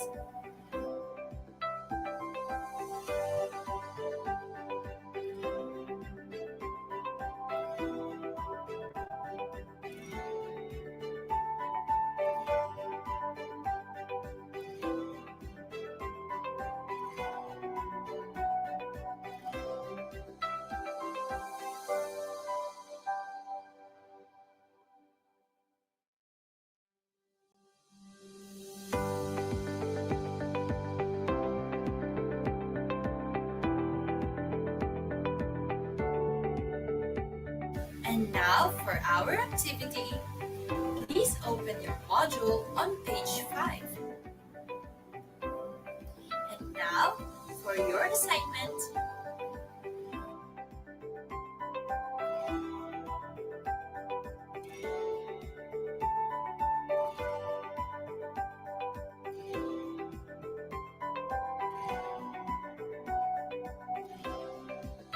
and that's it for this technical drafting episode. I hope you had fun and you learned some new things today.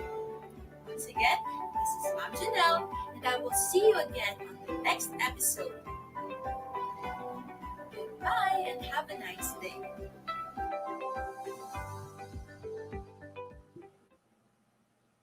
Yes, thank you so much, Ma'am Janelle. Sir Ryan, hello, Alright. yes. Yes po, ma'am. Kumusta? Thank you so much po, Ma'am Janelle. Ma'am, okay pa ba po ba yung sound ko? Yes, sir. Actually, ako rin just Yan, sound pasensya na po, checking. pardon me ha. May malakas po yung ulan dito sa amin ngayon. Yes, sir. Actually, dito rin sa atin, sa Magalang. Medyo actually makulimlim na and I think Opo. malapit na rin umulan. Sir, so kumusta po ang ating mga presenters under Industrial Arts? So we have, yung una po, ang ganda parang biyahe ni Drew. So nakita mo, Kay sir, Sir Gillier Tarok po yun, no, ng oo, San Pedro parang National High School. yes, very entertaining and educational kasi nagbiyahe pa talaga siya, parang travel vlog, no? So yun Correct nakikita natin po. sa mga YouTube. Napaka-comprehensive nga po, sabi ko Opo. kanina. And Opo. actually nag-enjoy po ako nanood. Nag-enjoy po ba ang ating mga viewers? Pa-heart react or thumbs up naman po sa ating live Opo. if nag-enjoy sila sa mga demo online teachers natin. Yan. Yan, opo. Thank you po na I hope everybody is enjoying po yung pag-flash po natin ng mga ating teacher, demo, presenter for virtual presentation po ng ating demo teaching. Yes, Yan. sir. Sir, Shout pa-recap out po muna ng mga, tayo. sige po. Apo, sige po. Shout out muna tayo, ma'am, dun sa mga comments no sa ating Sige, comment sir. Agahin section. natin. Sabi po ni Ma'am Vivian Villacortes, it takes bravery to show talent, skills. Thanks for the inspiration. Truly, congrats to all of you demo teachers.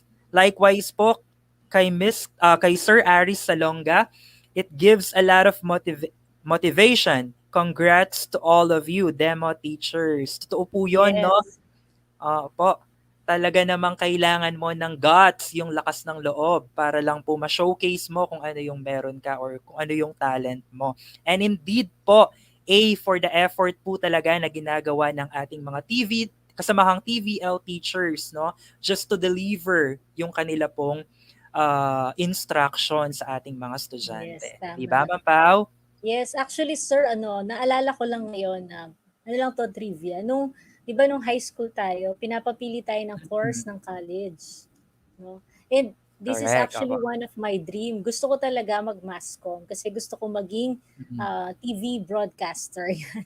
So kaya siguro ganito Wow. yung ikaw nagpe-prepare talaga ako dun sa naudlot ko na pangarap yan. Gusto ko yung kunyari nagre-report ka sa sa labas yan. So siguro pag sa bakasyon after ng school year, try natin sir, diyan mag-collab tayo sa Oo vlog nga. natin, di ba? At Opo. mai-apply yung mga sinabi ng ating mga speaker. Sir Jan, recap tayo. Sino-sino yung mga naging resource speaker natin from day 1 until yesterday? Sige po. Sa day 1 po natin, we have Sir Merbs. Apo. Naaalala mo pa ba, ma'am, yung kanyang topic? Si Sir Mervin, ang naalala ko sa kanya is yung YouTube channel niya for everyone's information is Number Sense 101. So dahil Opo. mahina ako sa math, minsan pinapanood ko yan at pinapapanood ko yung vlog niya sa mga anak ko since very educational nga. So sabi ni Sir Kalma, yung kanyang mga namamonetize ay hindi naman ganun kalakihan, sir. Pero syempre dahil passion talaga niya yung magturo online, Correct. mag-share yan. Sino pa ba, sir, yung mga natatandaan natin na inputs nila sa atin? Ako po yung naaalala ko from day 1, no, yung kay Ma'am Jane at saka yung Yes. kay Ma'am Ann, no, Ann Marie po, yung kanyang quote na kinote niya, no, at the end of her topic po, at the end of her presentation. Talaga naman pong totoo po 'yon, no? Minsan po we wish to be the best, no? We wish to be brilliant. However po minsan nakakalimutan po natin talaga na maging mabuti. Kagaya rin po nung nasabi kanina ni Sir Gilier, no? If we know po na we're not doing good, or should I say hindi po tama yung ginagawa natin, no? We have the right po. We have the option to, or the will po, no, na wag nating ipagpatuloy yon. It's because it's not helping, no, our students, and at the same time our colleagues, no, for Yes. their growth and development. So we choose to be good, and we choose to be a good role model po para sa ating lahat. Tama, Yan, tama, sige sir. Ma'am And of Pau. course, we also would like to acknowledge yung naituro ni Sir Jesus Marte Canlas, yung storyboard and Mm. screenwriting.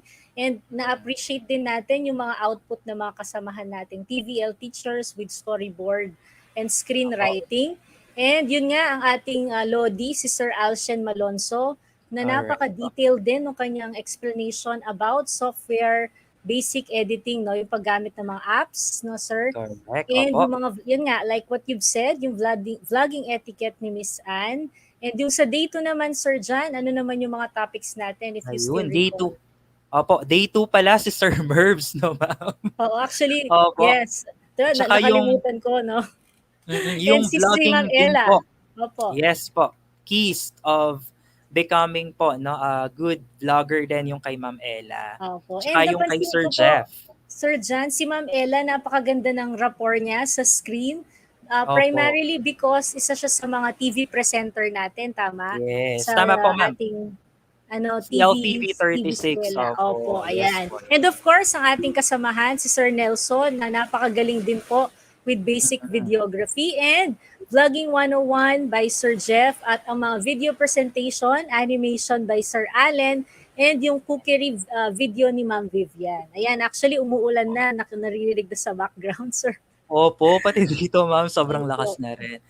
You Ayan know po. what, ma'am, no, I'd like to share lang. Yesterday kasi, I'd like to listen dun sa topic ni Sir Nelson. Unfortunately talaga, ma'am, na-disconnect ako.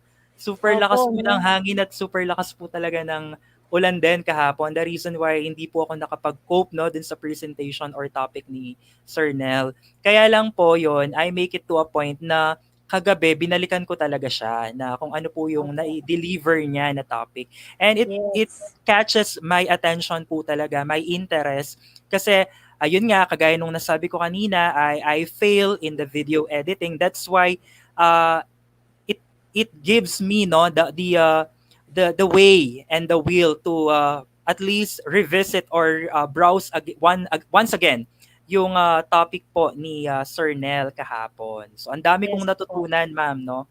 And of I-apply ko yes, 'yon. yun po talaga yung ating purpose, no? And of course, bago po tayo mag-end, we would like to remind everyone about our closing program, which will be today at 1 p.m. 1 p.m., sir. So I think we're ready to wrap up and say goodbye and see them at 1 p.m. bago po tayo mawalan ng power. Opo. Yan. So once again po, no, thank you for tuning in po. Sana makasama pa rin po namin kayo later in the afternoon by 1 Yes. p.m. po. PM. See For you our all closing later. ceremony po. Standby po and we'll see you at 1 p.m., sir, and ating mga Yes po, Ma'am TVL Pao. teachers para sa ating awarding and closing ceremony. Thank you. Alright, thank you po and happy eating everybody. Happy lunch po. See you at 1 p.m. Bye.